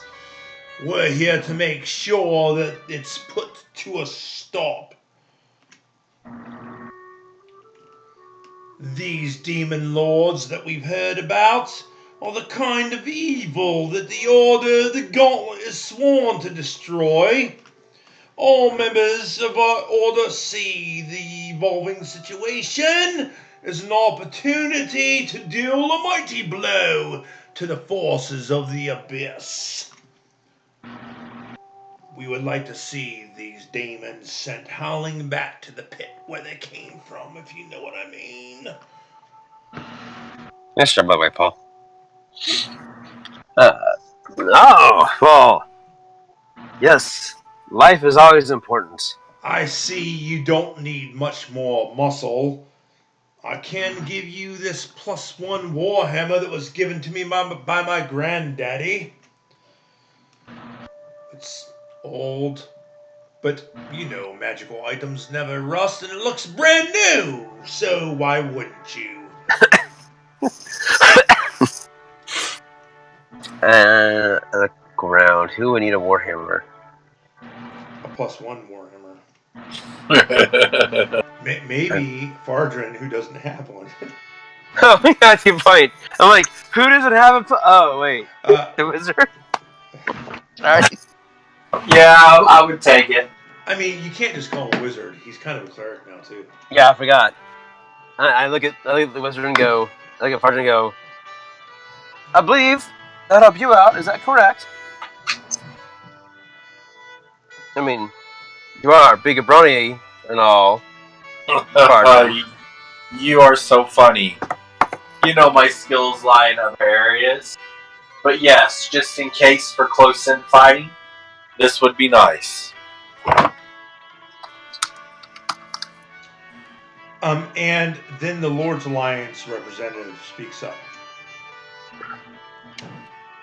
He's this half-elf noble, charming, half-elf. Yeah, and Lord Eraven Holmed.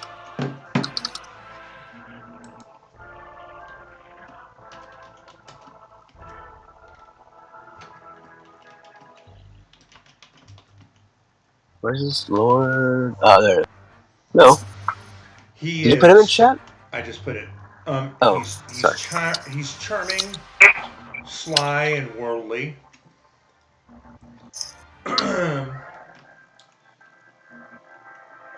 Unlike the brashness of the Order of Gauntlet,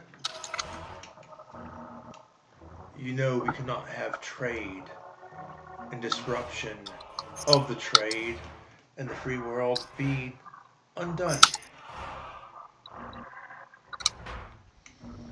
I offer you my 5 dwarf gods from the city of Mirbar, and he looks at Fardrin and Diesa. Nazrock Blue Axe, Kirsil Mantlehorn, Anzal the Brazen, Gauntlgrym Trillsilver, and Splinter Darkmourn, as well as these 3 human scouts, if you will, from the city of Yartar. Their names are Pharaoh Killmander, Silna Oakshadow, and Hilvanus Hager. Names forthcoming. Are they in the room or not here? There's talked about. No, they're kind of in the back, right? You see these 5 dwarven guards and these 3 human scout / spy / thief types, like kind of just like all stand at attention and nod towards you. So they're offering you some NPCs to go along with you. That's kind of scary that we NPCs to us. Yeah. Eravian says to you, beyond everything that plagues the upper world, we used to have a spy. She was a high elf. Her name was Kolessa Draga.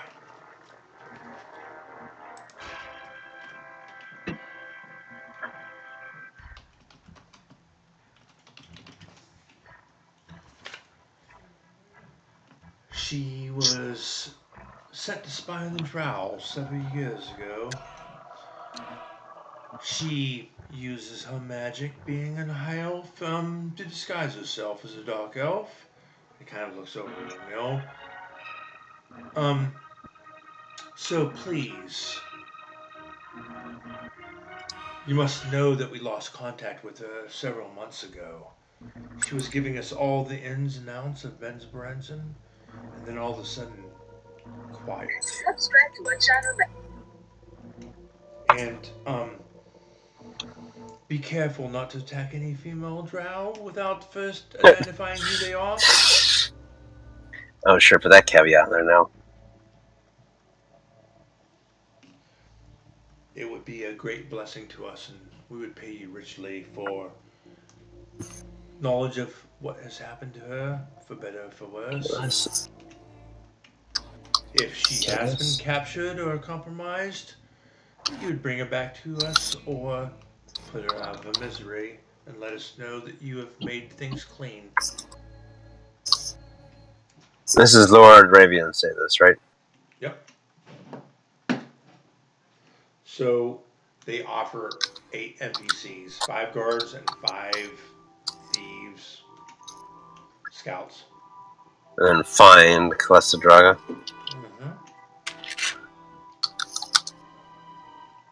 And at this point, Marissa Malkin, I know it's tons of information, but Marissa's like, you're not the only one that has someone missing. We have a scout named Slatus Lydia. We sent him to Mantol Dareth to spy on what was going on, to make sure that, and she kind of looks over at Devara, just to make sure that the Zenton went out of order. You know, there must be balance after all. He's gone missing. She kind of eyes Devara, Jasur, who kind of eyes her back. It's kind of a cat fight going on. What's the name? And Slatus Vadir.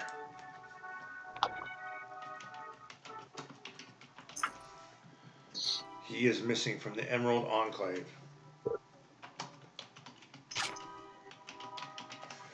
We were training near a cave that led to the Underdark. You know, and while we were training, I sent him on a covert mission to go to Mantol Dareth to spy on the Zentarum, to make sure that they weren't up to anything. Devara just looks and says nothing. He's missing. Make sure it wasn't them, if you know what I mean. And again, Marissa is the one that is giving the lizard mounts to you all. Right. And then Lord Zelron the Roaring Horn turns and looks to Fardrin.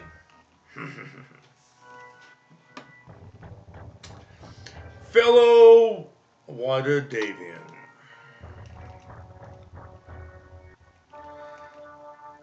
well, because you're Water Davian, I have all the hope in the world of you. But I challenge you to a game of chess. If you beat me, he picks up this amulet that he's hanging around his neck. What? I'll give you my amulet that lets you control this shield guardian behind me. It will guard you. If not, you're kind of on your own, if you know what I mean. Huh. Very much from the North Ward. I was gonna say. Is there just much? So, what are you guys doing with all this information? Well, but okay. So from what I can tell, we really need to try a town called Mental Durith, and we need to meet up with Hawk we need to try and find Kilesa Dragos, and we need to try and find Saladar Vidar. Saladis Vidar. I mean, those are all things thrown against the dartboard. Devara, Yep. yes, Devara turns and looks at Othello and Anil and says,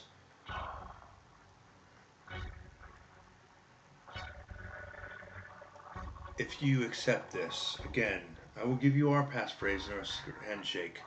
You've proven worthy of our kind, and I will tell you the rules of Mantel Dareth." Right. And I look at Othello and I said, I'm game to accept. How about I think you said I'm getting to accept. yes? Okay. I look at Devar. Go ahead. Go ahead. Nope, you first. You first. No, really, you first. Reginald Roundshield claps his hands. Bring out fresh roast, fresh ale, fresh wine. It's getting cold. Too much talk. And the servants clear everything that's on the table. Okay, go ahead. Okay. No. And I'm like, I look at her first, and then I'm gonna look at everybody else, then come back to her again, and I'm gonna say, well, this morning has not quite gone as I had planned. It's a good thing I hadn't planned anything. Apparently, this god of yours, Moradin, has anointed something since you and my friend of life, Arjun here, has been both pulled in the same direction. I appreciate all of your wonderful gifts and thoughts of us. Please allow us a moment to chew on this while we chew on some of this delicious meat that is coming. Yes, And we will have our answer shortly. and fresh pheasant, fresh duck and goose, fresh chicken, fresh venison, fresh roast is brought to the table with potatoes and carrots and beets and turnips, and fresh wine and ale, and it's steaming and just smells delectable. And you begin to eat and chew, kind of pull back. Um, but I mean, you guys are all sitting with different people. Um, so if you're gonna peel away from the table and dinner, you're gonna have to find your own place. Well, now I was just gonna eat for a minute. I mean, like just peel back for a minute, just eat for a bit, and then we'll. Yeah, I guess you're right. After we're done eating and stuff and kind of chill out for a bit, right? We'll have to figure out what to go somewhere and talk. And Reginald Roundshield stands up, turns away from the table, and says, "Forgive me. I need to take my leave. For just a moment." And you see him holding a goblet of mead, and he walks away from the table. And so we're finished eating.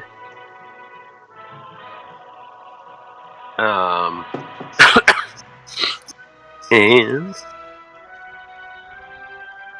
what is I'm eating Nils trying to checking out the Zinth Lady Devara.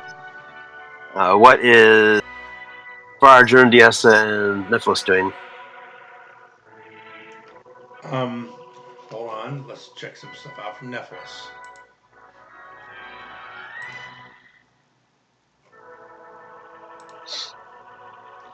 Nephilis is laying on. Well, you know, he's got the prince.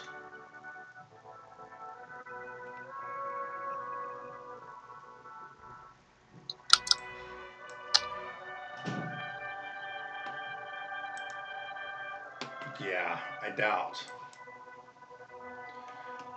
And so Nephilis is kind of like trying to be the cool, smooth, kind of like hitting on Morista, and clearly he misjudged her. And her affection for being an advisor to King Brunner is very professional, political. She's stern and stubborn, and she looks at him like, I have my own staff, thank you very much. And you see Nephilus kind of turns, like, kind of grab a piece of pheasant and eat it, and like feeling like he kind of feels a little bit guilty that he kind of pushed too far with something, and realizes that he didn't pull it off. All right. I don't know what's Fardrin and Diessa doing next to Lord Zelrun Roinghorn. We're just talking, and I'm bringing him up to date on what's going on in the city of Waterdeep. It's been a while since he's been home. I mean, what are you telling him? So, I heard the W is a well-established. I mean, you've taken over Troll Skull Alley and turned it into a reputable thing. Sad thing about those were rats and everything that went down with like, I mean, really? Did they shoot them in the head with silver bullets? He's pretty locked in with all the stories, isn't he?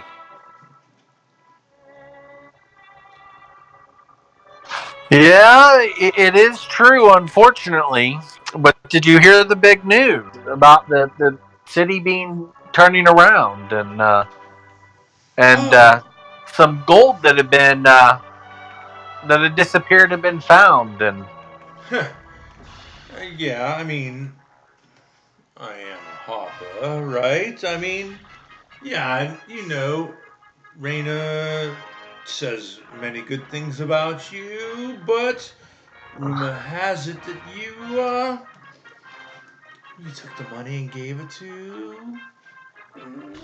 Force Grey. Is that correct? well, we had run into a little problem while we were trying to leave, and Force Grey's using it for the good of the city and not for the good of themselves. Better Force Grey than Lord's Alliance, if you know what I mean. Uh, I definitely have more experience with Force Grey.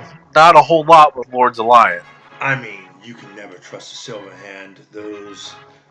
I mean, and he does kind of like what's equivalent to a Catholic cross. You know, the Silver Hands, well, shards of, Mistra, whatever. They're just so above us all, if you know what I mean. Yeah, I was just happy to get it back to the city instead of where it was sitting. So. Hell to the yes. What about that chess game? And he pulls out this folding chessboard and he moves aside all the food and throws it down a table, and these mobile, like, holographic chess pieces just appear on the table. Oh He my goes, gosh. and in front of everyone, he goes, "Come on, Fodrin, Force Grey, will you take on Lord Zeren Roaringhorn from the Hoppers?" Let's do it. Oh, yes. Let me see what kind of. I'm already putting my shield guardian up. He takes off his amulet and he puts it on a table. He goes, "What are you willing to gamble, huh?" Oh, How about this? You give me your secret to your stout. oh, dang.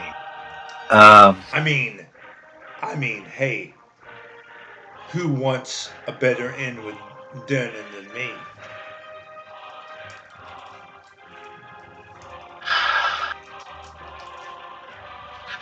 I'll put up the secret of the stout. Here goes.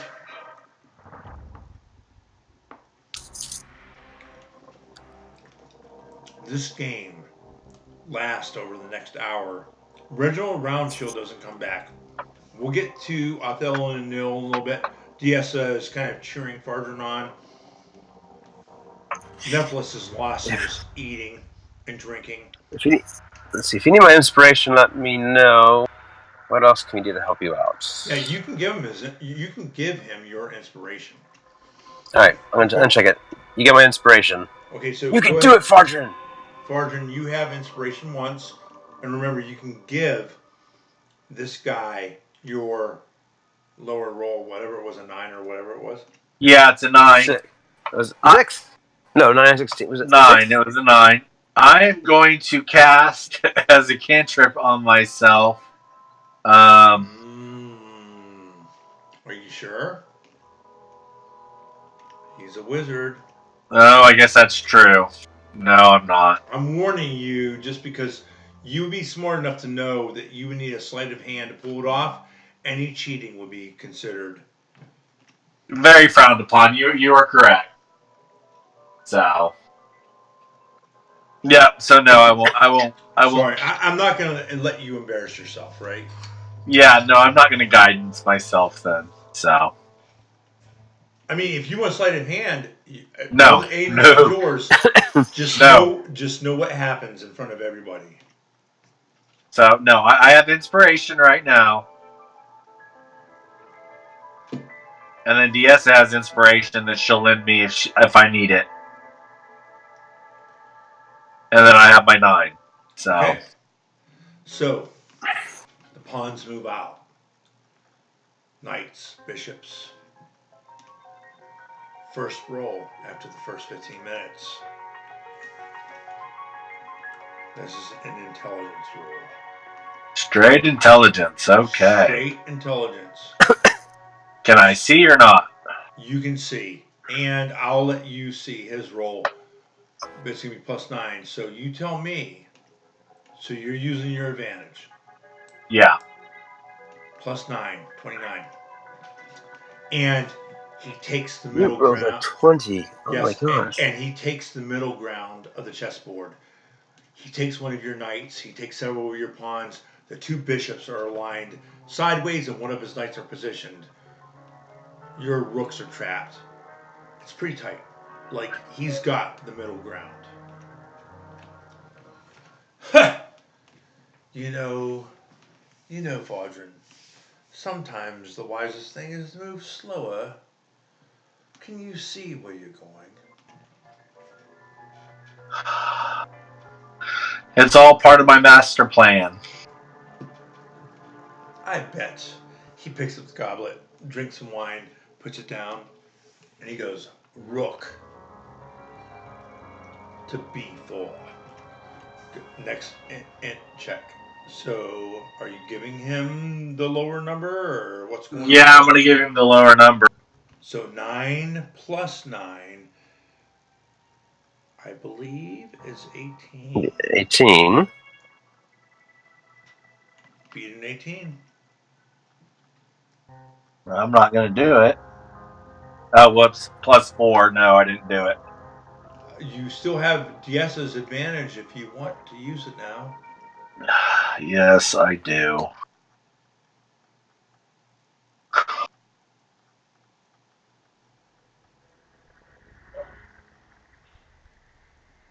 So same. No, I'm confused. Push. Okay, but it's a contested, and he's going against the aggressor, so Fartran wins. Barely. You take his Oh, I rook. see. Okay. No, your one remaining knight takes his rook. He miscalculated. I see how this goes. Several other moves. The queens come out. The field is open. The last move is upon you. Oh, the music couldn't be better. So,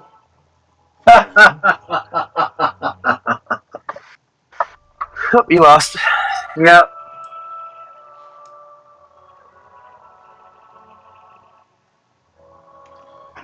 he takes 17. he takes your queen. 17. He takes your queen. Checkmate. He picks up the amulet. He takes your stout recipe. He bows to you very low. He goes, I would say good match. It was close. You almost had me. Never underestimate a wizard that's played chess longer than you. Maybe if I ever make it back to the city and you're there, we'll have to play again. Okay, let me make a note of that. Plus 9 ants. Holy crap. He's got to be what? 30? No, Well, that'd only be. it's his first chess rolls, right?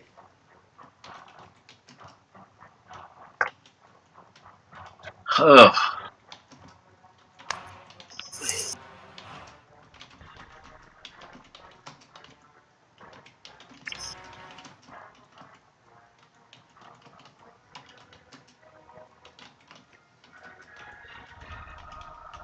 At this point, I'll kind of look on over and being like, Roger, now that you're finished, shall we say, would you care if we all went over there and talked? Sure, let's. He kind of motioned to Neff to follow us. Yeah, Neff licks his fingers, wipes off on the tablecloth, and stands up and just walks away, gripping the hilt of Black Razor and looking back at the female dwarf who turned him down. Right. Yes, and Reginald's still out, and Lord Zelrun Roaringhorn stands up. He feels confident you guys are strong enough. He nods to his shield construct, and the Harpers leave the room at this point in time. You guys go to your own private room. Where is... Oh, you got a private room? Okay. Let me do one thing here real quick. I don't know why these don't stay loaded on my computer. So annoying.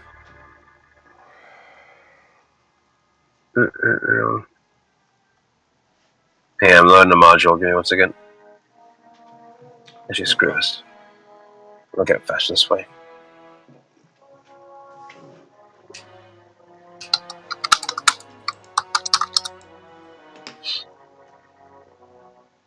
It is.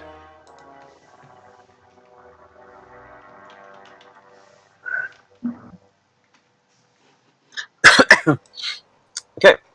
I'm going to summon Wave. And I gather us closer together. And I press button 5 to make sure that we are totally in a non-passable everything, including spell effects, box. So then we're going to eavesdrop on us. Okay. And I'll be like, I'm going to look at Fardrin and be like, Fardrin, what does your heart tell you? Is something your heart desires? I already told you. I said let's do it.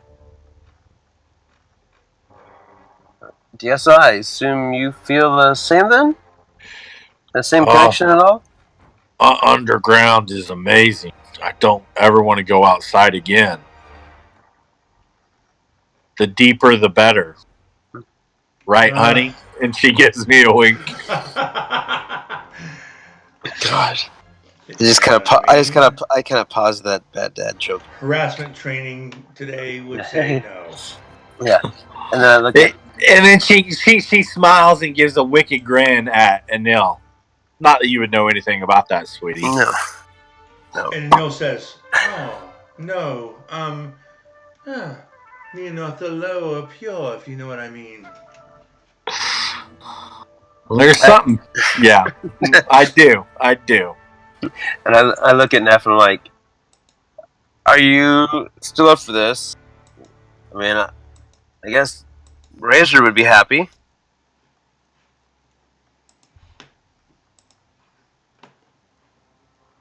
Said to Neff, what? I said, are you still up for this?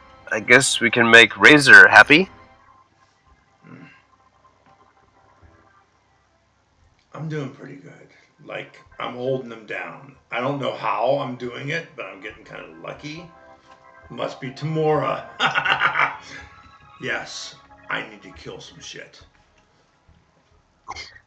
I kind of look at him and go like, I'm not quite sure more for who at this point.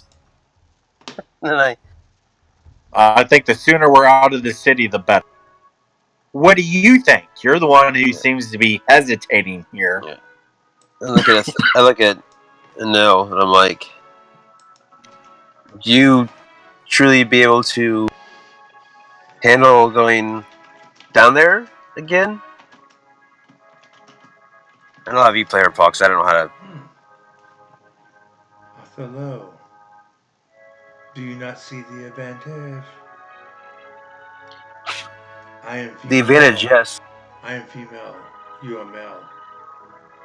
Down there, if you follow my lead and you are mine, I can make sure that I am the leader and others will respect me.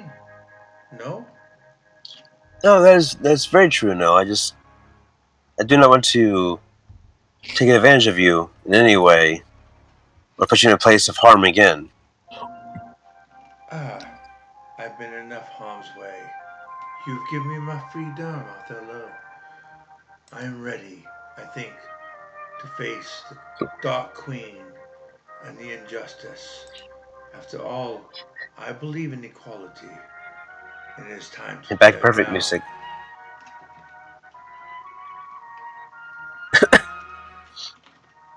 All right.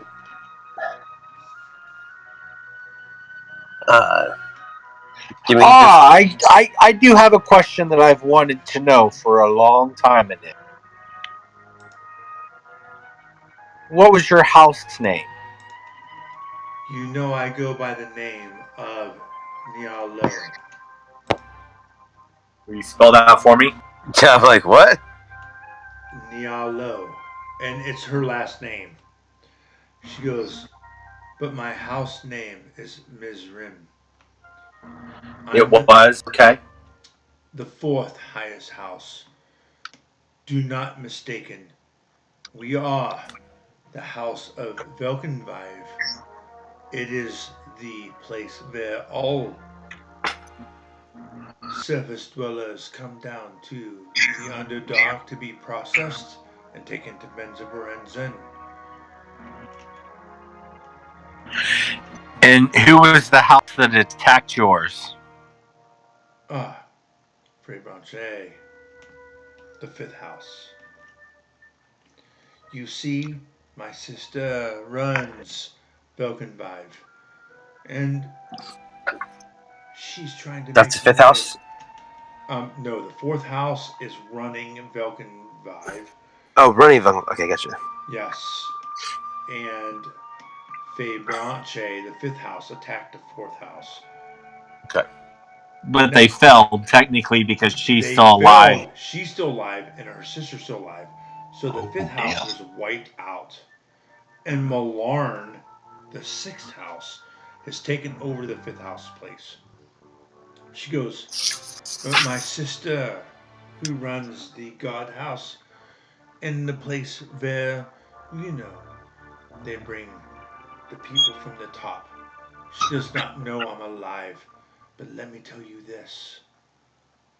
Being Mizrim, I can get us into the most highest places into the city, if you know what I mean. But I must lead the way. Deception, cunning. And now that Joel Axel is down the coast selling your beer, I don't think we have to worry about breaking the oath. At least I hope not. And then she looks at Othello with sad, anime eyes. Okay. Okay. Yes, you guys have an advantage having a drow and a female drow. Who would have known the adventure would have went this way? But that being said, something borrowed, something blue. You have a drow, And It's blue. yep, and she is from the fourth strongest house that was attacked, and she has royal blood and is in your group. By the way, all of you have your name plus the Fang, right? Diessa the Fang and Nil the Fang to the Zentarum. Okay.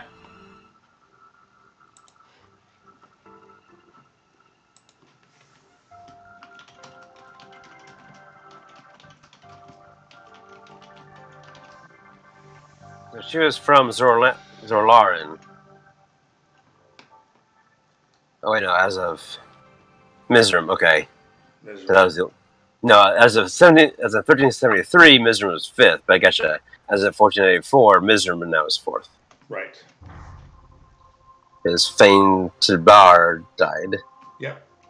In In this launched. campaign, I'm not going to go Google all this stuff. Yes, they're gone. No, I just try to look at the general thing. Sorry. Yep. No. But if you're Googling stuff, I'm making some of this up. The fifth house is gone. And my gut tells me I'm right. No, it's the second house. Third house is gone. Yeah. Oh, so is Jordan. Yeah. And that being said, Mizram is the fourth strongest house. Yeah. So her mother, the matron mother of Mizram, would be high up on the council. Matron, mother, misery. Yes. Misery. Oh, yes. Oh, what a reunion, daughter and mother. That'd go well. And by the way, I did not plan any of this. Thank you. None of this? This isn't the train you want us to go on? Nope. What do you mean train? You guys went to. You guys did Waterdeep. That was the only train. No, but I thought you might have had some plans or something like that. Like, No, but I didn't even remember the Nil, and I just rolled randomly what house she was in. No. Well, yes, threads leading to a divine purpose. Okay, so I am going to say, give me one more minute, guys, as I try to speak quickly with Melora. And then I will pull out Wave, kind of get down on my knees and put Wave out straight across, and kind of pray to Melora and be like, all directions point to go and cleanse. You also are part of the water of cleansing. Is this your will as well? Or is this just a well to be ill that we're falling down? Patch. Son, all the water of the world belongs to us. And the Demogorgon has risen, as been told, as the deep father of the dark lake. Do not despise the dark water, but cleanse it and bring it into alignment with the surface water. Because before there was land, there was the deep. You must end Demogorgon, my son. Tiamat Gormong? Is that what she's saying? Demogorgon. Okay, it's Demogorgon. Okay, so make sure first I heard that. So for the record, you can get to D&D Beyond and listen to Matthew Mercer and Mercer Ray saying all the names correctly. But per Chris Perkins, it is Demogorgon, not Demogorgon. Demon Gorgon. He is the corruption of the water of the dark lake. End him, son, and ascend by your mother as the Lord of the water under the earth. and claim your demigod status.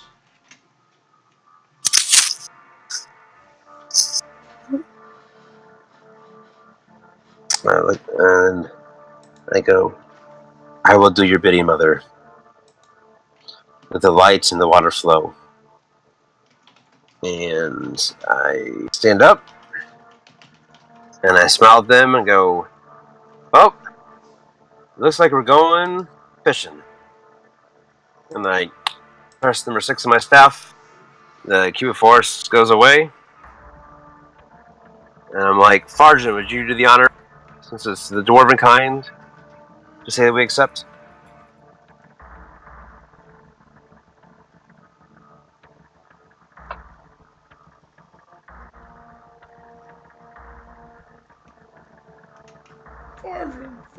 Yeah, I will say we will accept and go on this great adventure. So you guys come out of your private Room, right. room. We'll go, when the king comes out, back, then yes, and everyone's there now, except for Lord Zelron Roaringhorn. Farjan, go. I love how Daniel breathes before he talks. I know. Oh, great Reginald. This is a great honor you have bestowed upon us, that Morden has led us here. We accept going to Mental Dearth and seeing what we can't find out and looking for the missing colleague of the people we have met here tonight.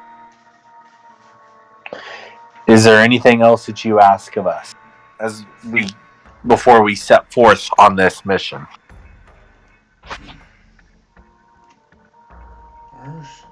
You all know the dangers and the threats of the word below.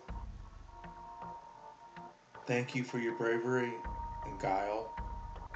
Even more, in diplomacy, you have forged the first of the connections that will see the North prepared for what might come. If we survive the coming onslaught, we'll have ye to thank. And no dwarf of Gauntlgrym, Mirbar, Mythil Donner, any of the dwarven kingdoms will soon forget it. Farjan. Ye all have the courage, conviction of heroes, and remind me of my youth. I'll even say, you remind me of other heroes I've known in my previous life. And with that, some decisions have to be made.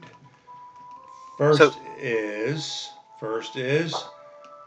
it is 180 miles to the nearest entrance to the Underdark.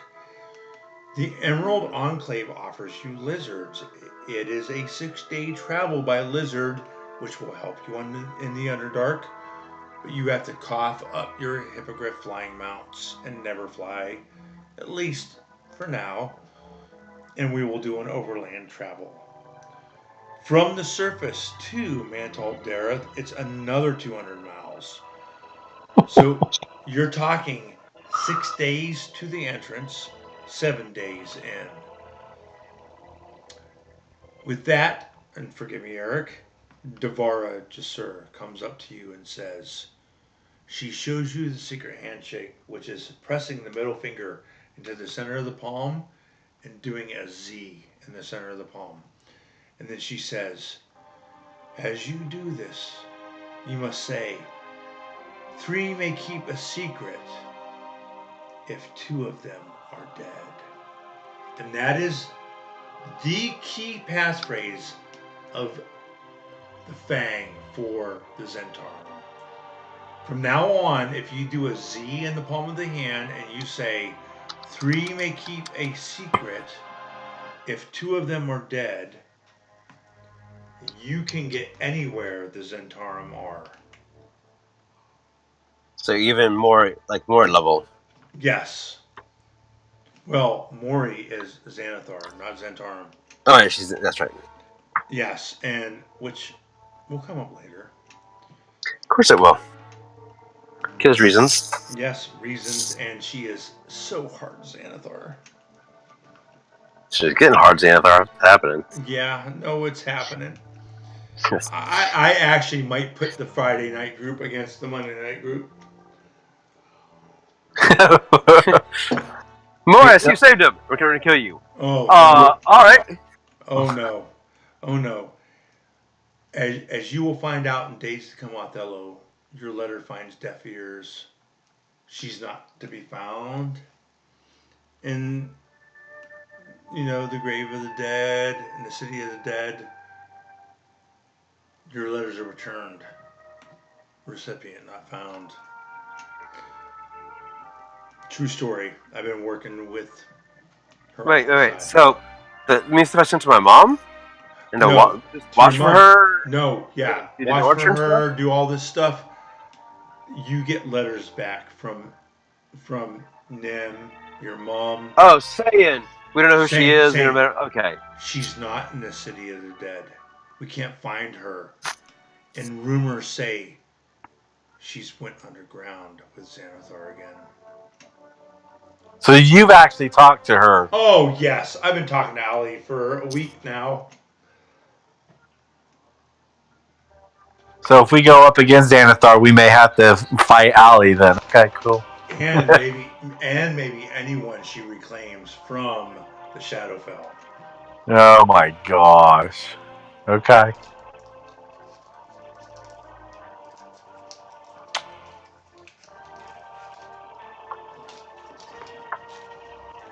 And then Devar tells Othello and Enil, rule number 1 of Mantle Dareth.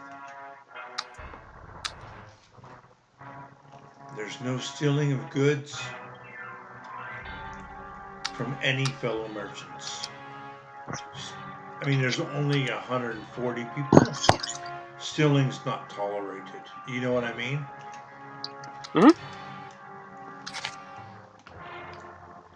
There's no disguising of goods by any means. It is what it is. That is the rule. You don't sell artificial goods or hidden goods. You don't. Yep. Rule number 3. There's no use of magic during negotiations or haggling. If you violate any 3 of the rules, you're wrapped in heavy iron chains and thrown into the Dark Lake, which is the water of the Underdeep, the largest lake of the Underdeep. And there's Where's that at? Is that close to no, Mantle Dareth? yes, it's right on. There is a port right next to Mantle Dareth, and there's vampiric manta rays. They'll suck the life right out of you. Don't be thrown into dark waters. There's horrors. Oh, God, undead things, demonic things. Don't go into the dark waters. I wouldn't even need the fish out of the waters, if you know what I mean. So, when you go to Mental Dareth, just remember, yes, completely like chaotic, neutral, crazy. Don't break any of the 3 rules. Got it? And remember, 3 may keep a secret if 2 of them are dead.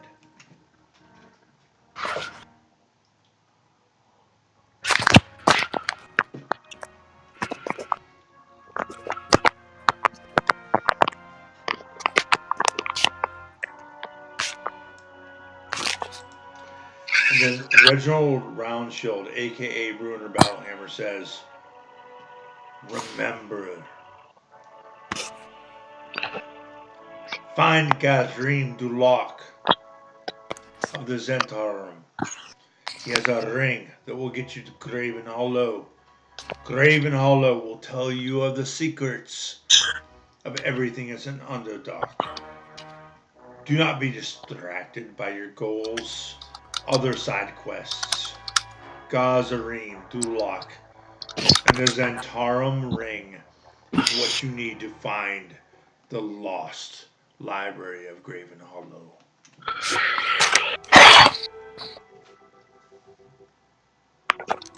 I like it.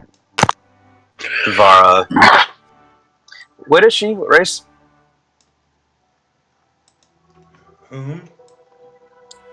Devara, who's talking to us? No, that was Brunor talking to us just now. Devara is human, by the way. And that was Bruner.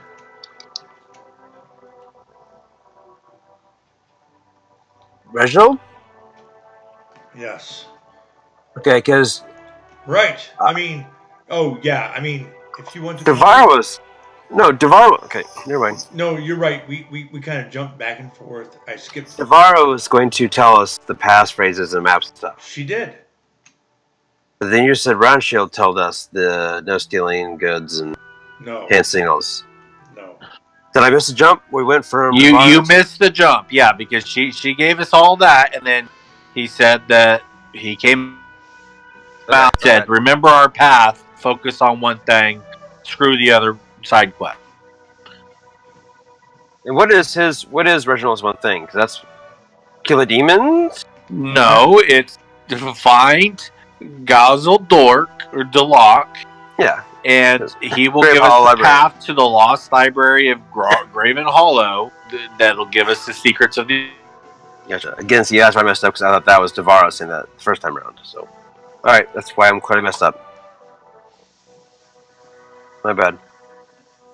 Oh, dude. It's way too much information. I was here thinking Reginald hadn't told us basically jack shit because I'm like, everything you said, Reginald said, I thought Devara said the first time around, and then Devara was just this. I'm like, well, who's this Reginald guy? What's the point of him? But gotcha. All right, readjusted. Moving forward. So, you guys lost the chess match and do not have the Shield Guardian. You do have a +1 Warhammer. Oh, wait, Fardrin, do you want the +1 Warhammer? Yeah, I'll take it. I mean, you didn't get the other one.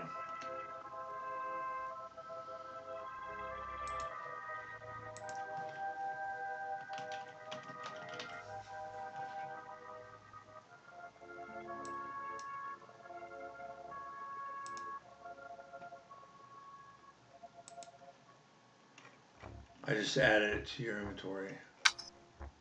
I see Warhammer. One. I'm trying to find it so I can change it. It's at the very bottom of my inventory. String 10 feet. I don't see that.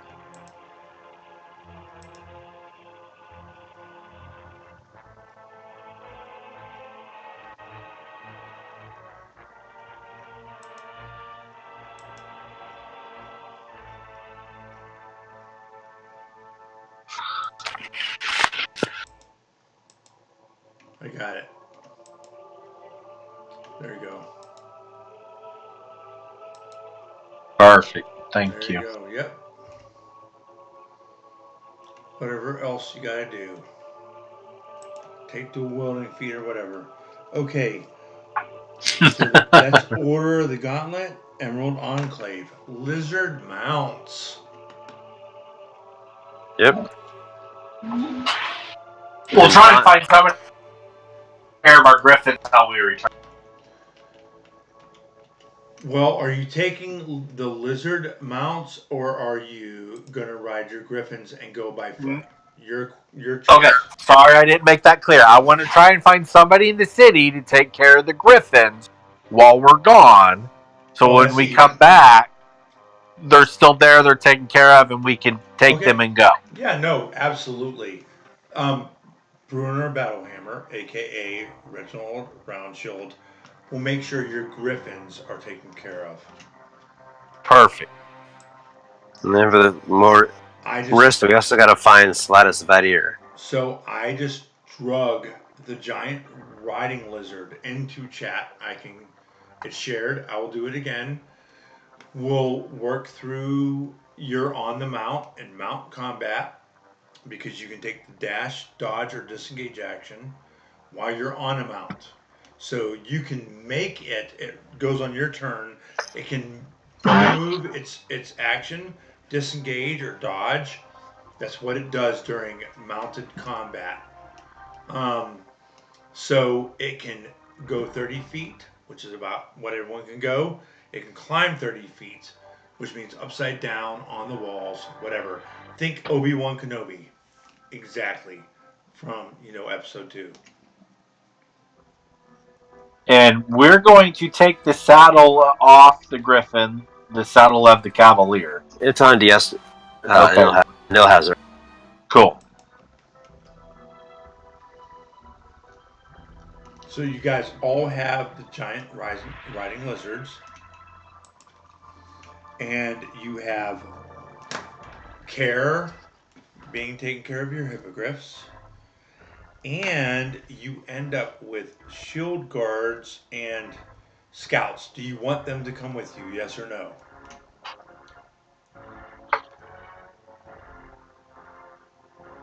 From the Lord's Alliance. Yeah, I'm just trying to figure out the purpose of V. Like, in a way, yes, right? So here's how here's how I'm gonna do it. I will figure out what their average to hit is, and based on that, I will tell you what their average damage is. That average damage will go against anything that you're fighting in an encounter, and as time goes on, they will whittle off, and they will slowly whittle away. But it will give you some extra damage on the way down, plus NPCs to react with and interact with and have some flavor with. But up to you if you want to do this solo or with NPCs. Dan, Will preference? the eyes help with like tracking ahead? And I'm going to leave it up to Anil because she's the expert in the Underdark right now. If you take the NPCs, you will not have to forage for food. They will bring tons of food with them and take care of you.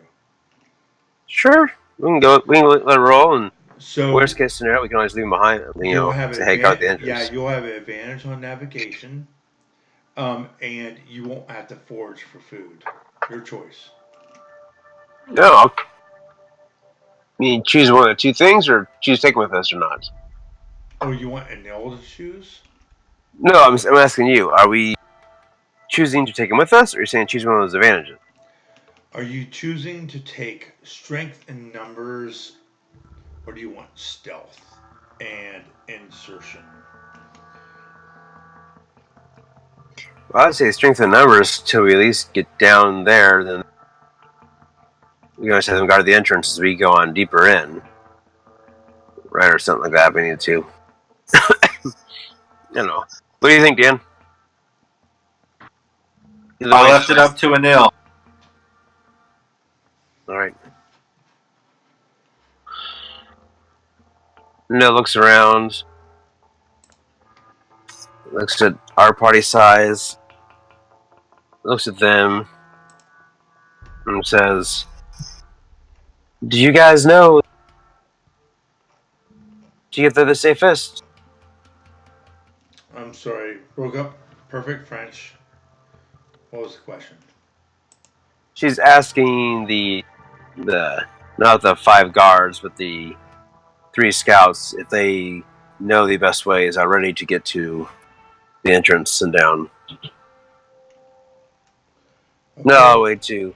You said it's 6 days there to the cave entrance. 6 days to the cave entrance, which we will roleplay out some. And then 7 days down into Mantle Dareth. Yeah, you're 13 days out from making it there. Sure. Right, so I would say we go all to have him guide us at least to the cave. And then from there we can figure out if we keep her or not. So it was like, can you please at least lead us away for now? And we'll figure out what our plans are from there when we get there.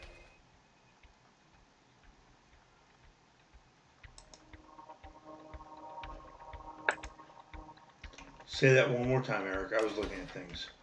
Sure. Please guide us there for now. Then we get to the cave entrance to go on down to Mount Eldareth. We will verify the best plan of action. Sounds good. And the Emerald Enclave offers up enough lizard mounts for everyone to ride. You guys have added, yes, five. I'm sorry, 5 guards and 3 spies. I'm adding it to the combat tracker. Okay.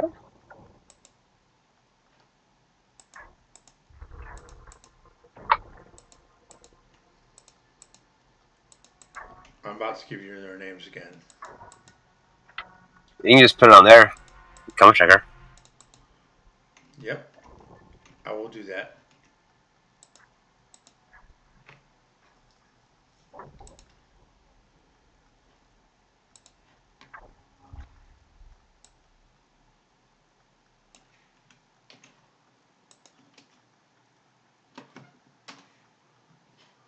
Are they human? What are they? Dwarf. The guards are dwarves. The spies are human. Okay.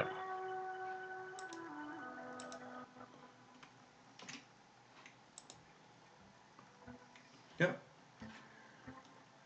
Nazrock, Blue Axe, Kirsul, Mantlehorn, Anzar, the Brazen, Gargathine, True Silver, and Splinter Darkmoon. The spies from Yartar. Pharaoh Kilmander, Zilner Oakshadow, and Hilvis Havner.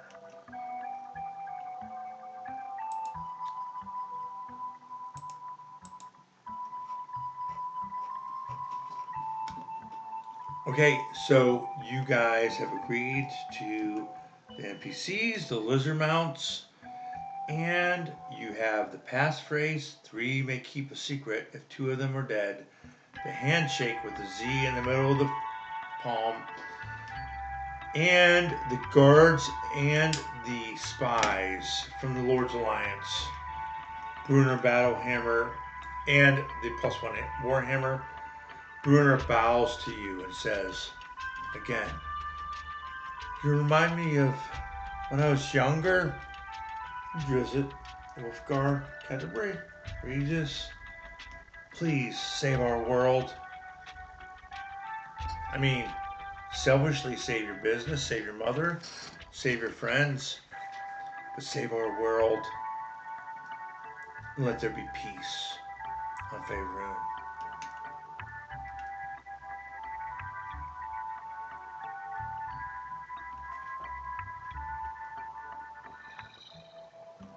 Anything else you guys would like to do?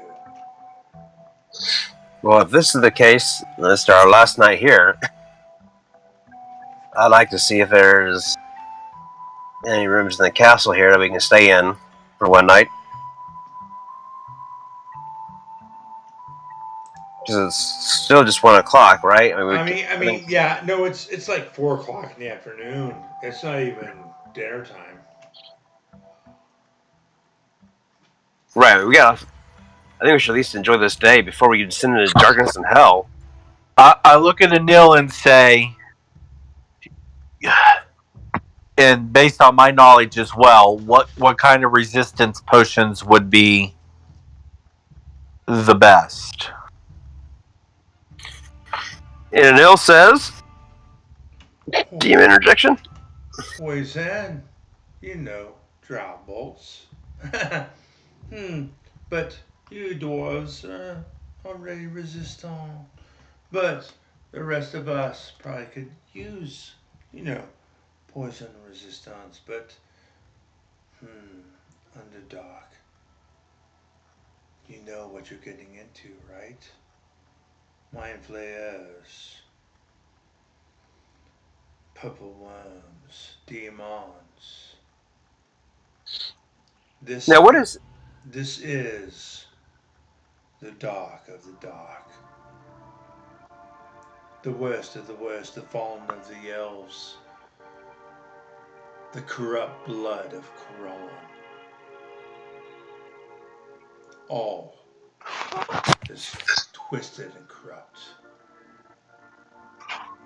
when we go.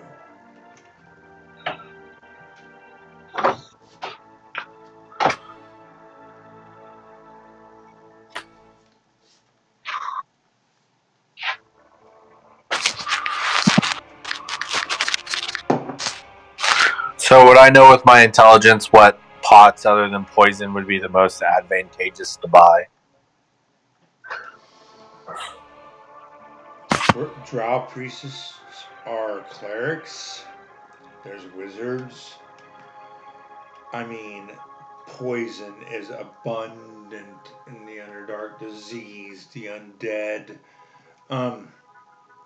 fire, cold. Psyche.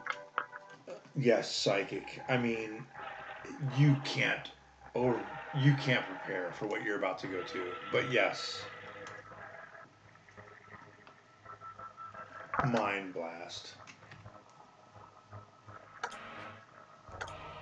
So I'll go back to the gentleman that was selling everything.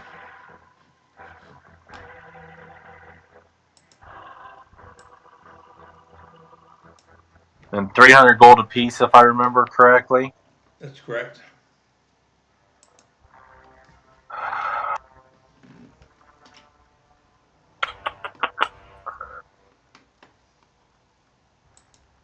I will take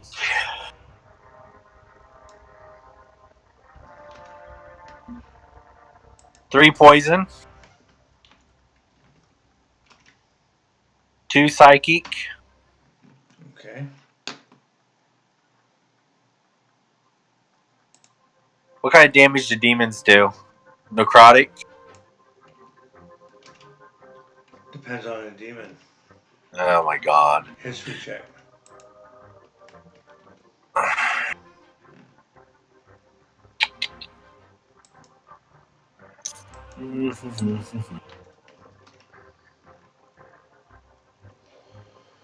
Cold and or magical. Some poison. Can I get 2 magical resistance potions? Sure. No, I mean it.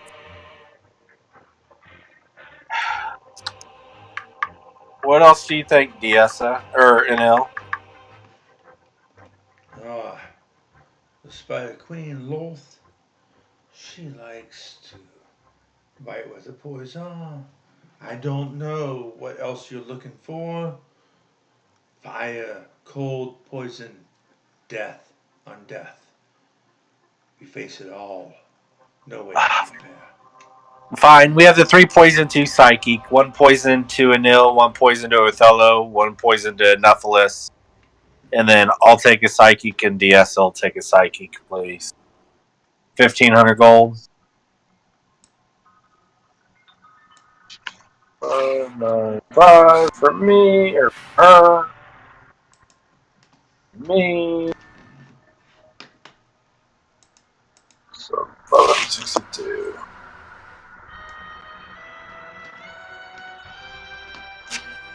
Yeah, I'm gonna need your help after I fix all these names to get all the right potions in the right place. Okay. Yep. Yep.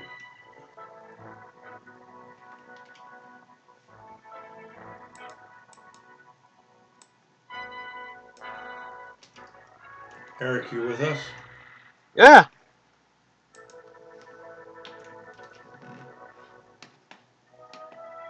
Just looking at some things real quick.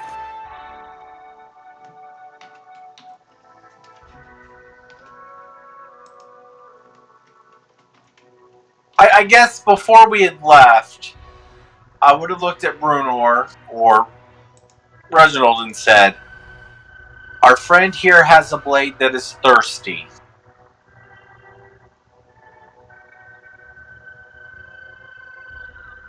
Is there something immediate that we could take care of to help quench its thirst?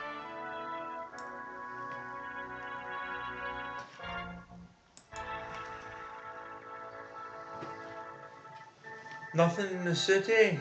It's like worthy. I'm sure you'll find it on your way there. I mean, you got 6 days. Surely you'll find something. Okay.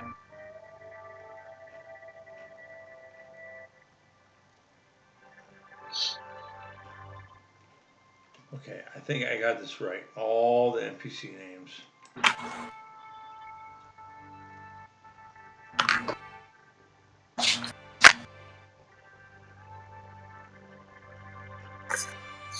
Yep.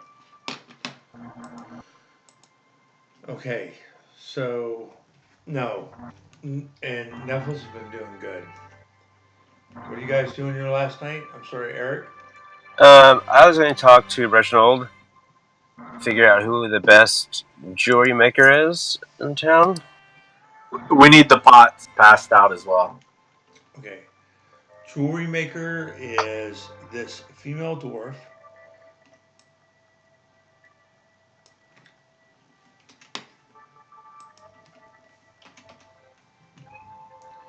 Says stock.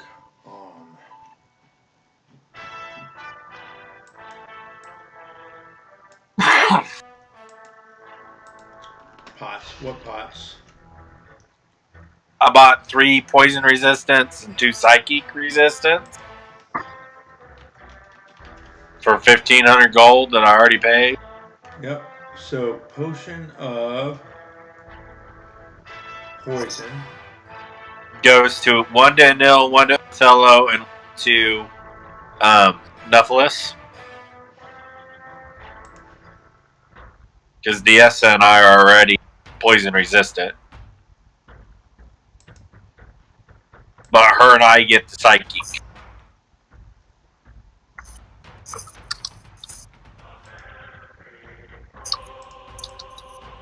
Poison to a nil. Necklace.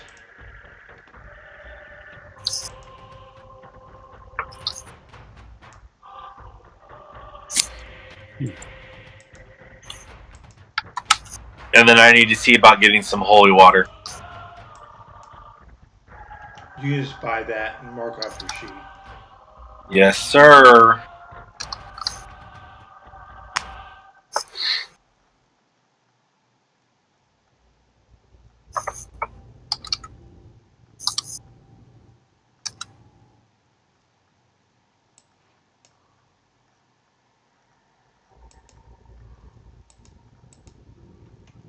Potion of poison resistant to a nil. Necklace and who else? Othello. Yep.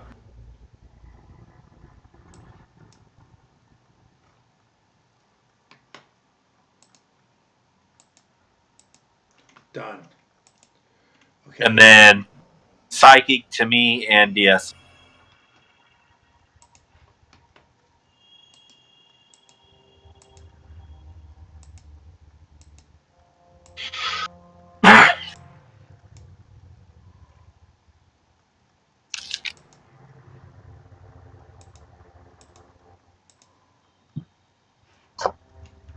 Yes, Vargin.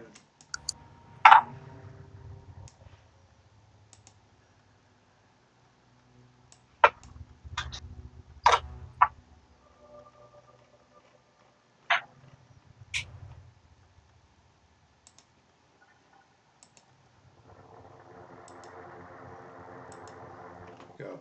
Potion. And so after those 2 psychic, what else? That's it. Just those 5 potions. And then I bought 8 holy waters, but I added them and subtracted gold. Perfect. Eric, where are you at? Well, I thought I had a diamond in one of the bigger diamonds in my bag, but I don't see it. So You didn't take a diamond. You took something else. no, I know that. I thought I had a diamond from quite a while ago, but I don't see it. So I'll have to suspend what I was going to do for now.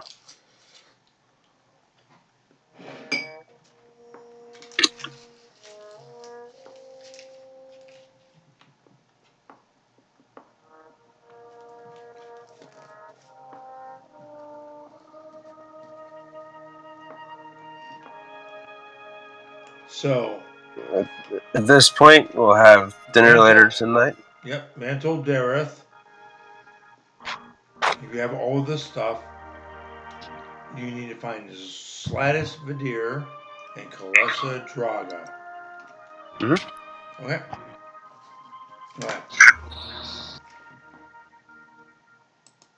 And Thusvadir is the spy near the cave that led to the Underdark. So he's not quite he or she. It was not in the cave, but is right near the cave entrance. And then Kalesa Draga looks like a drow. She's down in there somewhere. A day passed. The final two gongs ring. It's dinner time. You head back to the Red Flask.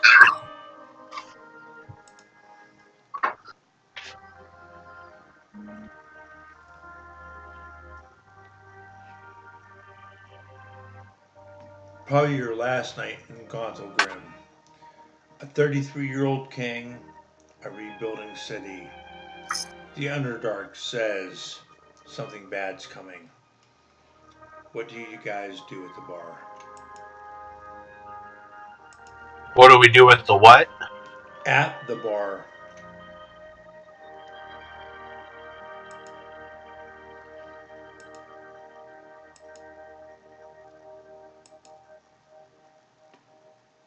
I go easy on the booze. I don't hit it heavy. Okay. I mean, it's late spring. There is boiled mutton and dried leeks. Again, dried root vegetables. And the boiled mutton's not salted very well. But the stout reminds you of a recipe you used to have. So quick, huh? That quick.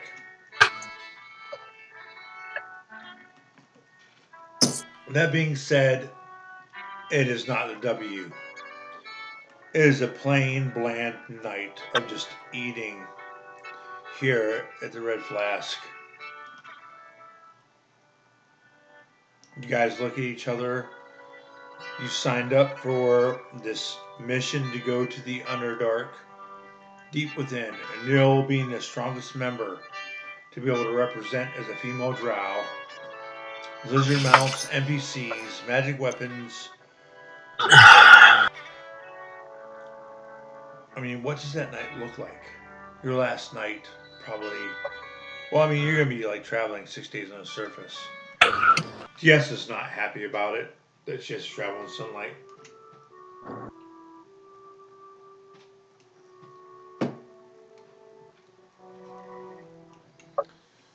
I think our last night, was going to be one of the castle rooms.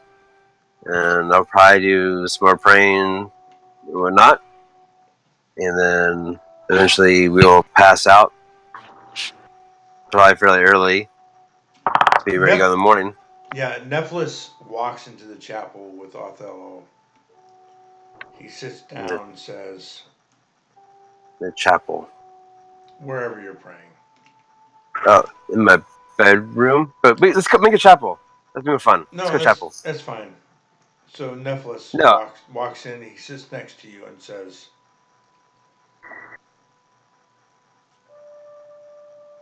hey, Othello. He hands you Tamora's coin. It's all a 50-50 chance. It's all it ever was. Maybe we make it, maybe we don't.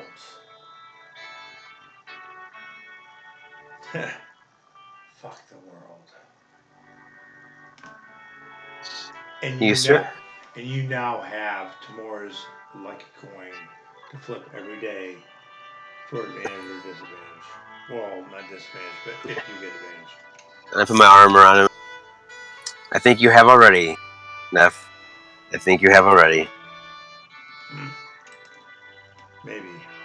We'll see if we get out of this okay. Devils and demons, you know? He looks Maybe down. He looks down at his red skin, and he just shakes his head no. Like,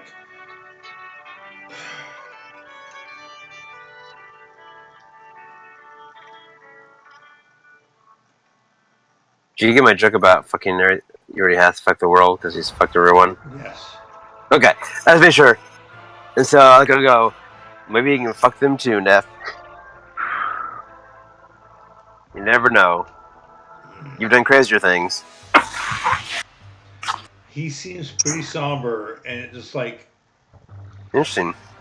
yep, So I've never really seen the summer before because usually he's always been the yes, one-liner guy. yes. And he grabs the hilt of Black Razor, and he goes, Othello, I don't know how much longer. I'm pretty amazed I've been able to put this thing in this sheath for so long. Sooner or later, the sword swings, if you know what I mean. I'm like John over here. Yep, I do, buddy. I do. He goes, it's been way too long. I don't know how much longer. I hope tomorrow will be a good day to test out these forces, and we'll see if we can get a good swing or two in, if you know what I mean. I hope so. Because I don't want to be against a nil, if you know what I mean. I do. Boy, do I.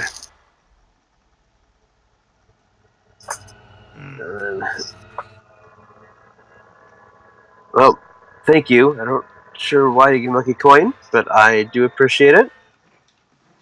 We will see how this luck, when you flip the coin in the air, takes us. Okay, D4.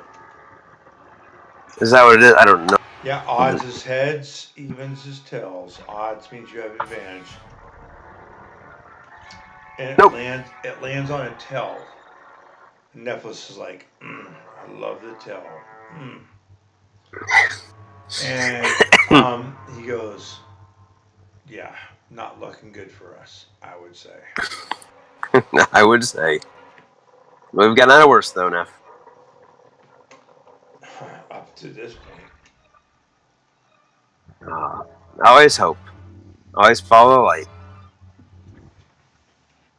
It will guide us. Yeah, you're starting to sound like Fardrum, like whatever. I say. All right, good night, old friends. I think it's time for me to get some rest.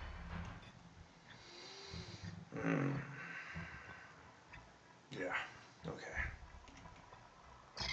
Now, like I said, is that coin I flip once a day? Is that what happens? Yep. Once a day. Odds is heads, you get advantage. Tails, no advantage. Like a one-time thing on anything, or is it... Once a day. Yeah, it's like luck point. Okay. Okay, so Othello and Anil and Nephilis retire. Fardrin, Diessa.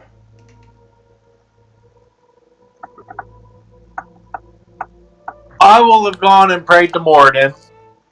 Okay, at the temple. At the temple. Okay. So you pray. What does your prayer sound like? Oh. There it is. The deep breathing Yeah. of Daniel. There it is. I'm so sorry. No, There. don't be sorry. I love it. Oh, great Creator Father, thank you for the gift you bestowed upon me. Please bless and protect our group as we go about to find this hidden library to help guard against the threat to your creation and the creation of this world. All praise be to your name, and may I do you justice. Amen. And the voice returns.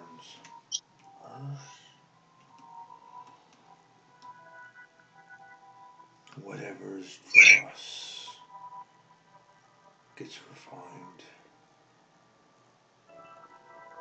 And with my hammer, I straighten it out. It's not what you do, but what I do with what you do that matters.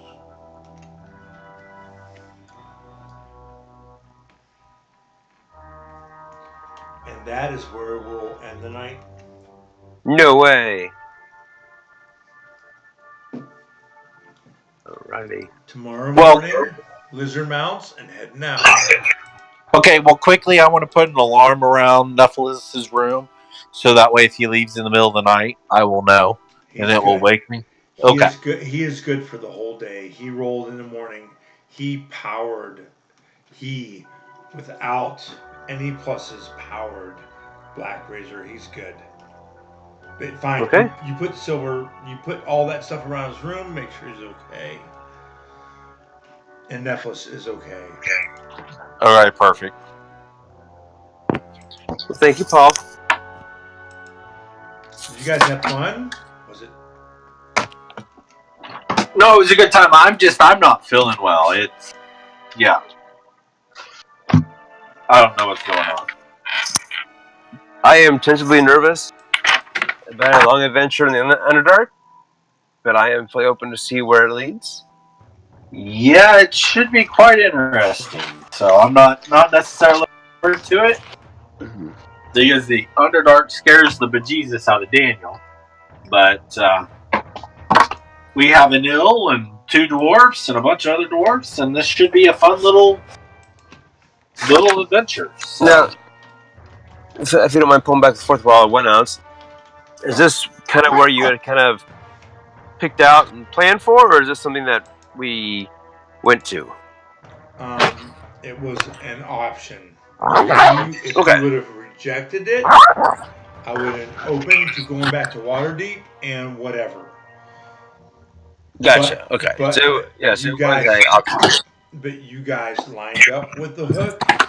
You guys accepted the hook. You didn't get the Order of the Gauntlet. Oh, you got the Order of the Gauntlet. You didn't get the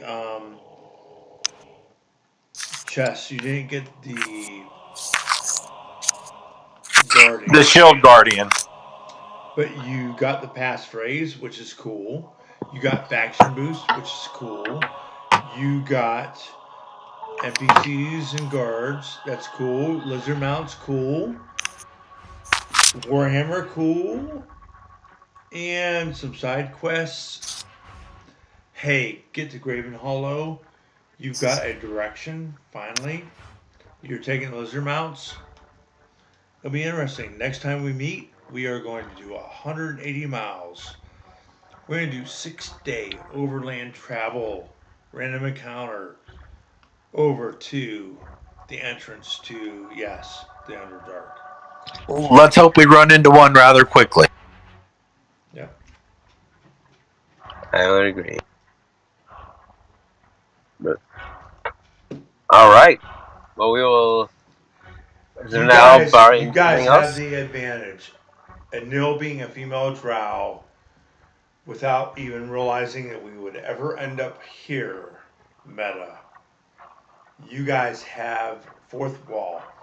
You guys have the advantage having a female drow of a high house. That will help you.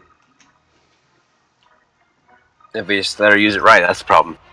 Yep. Fargrim was super shocked to hear that her family was still alive. Yeah. Fargrim thought she was the only one left. Yep. So, as Ben It's Kenobi her and her said, sister, right? Ben Kenobi said once, it's all a matter of perspective.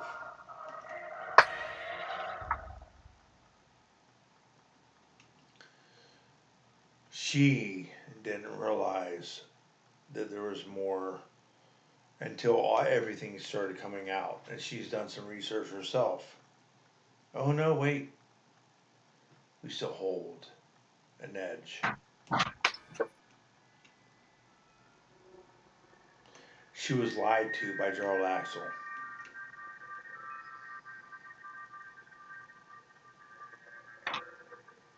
I mean, isn't that Jarl Axel after all?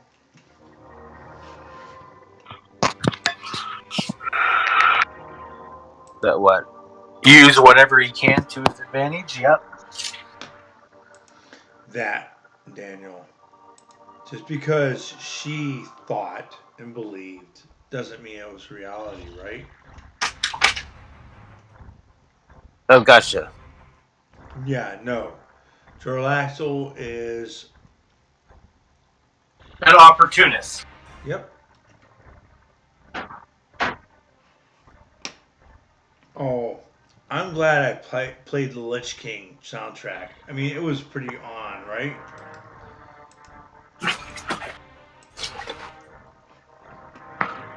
Oh, I actually have the music turned off. Oh, I listened to it all night.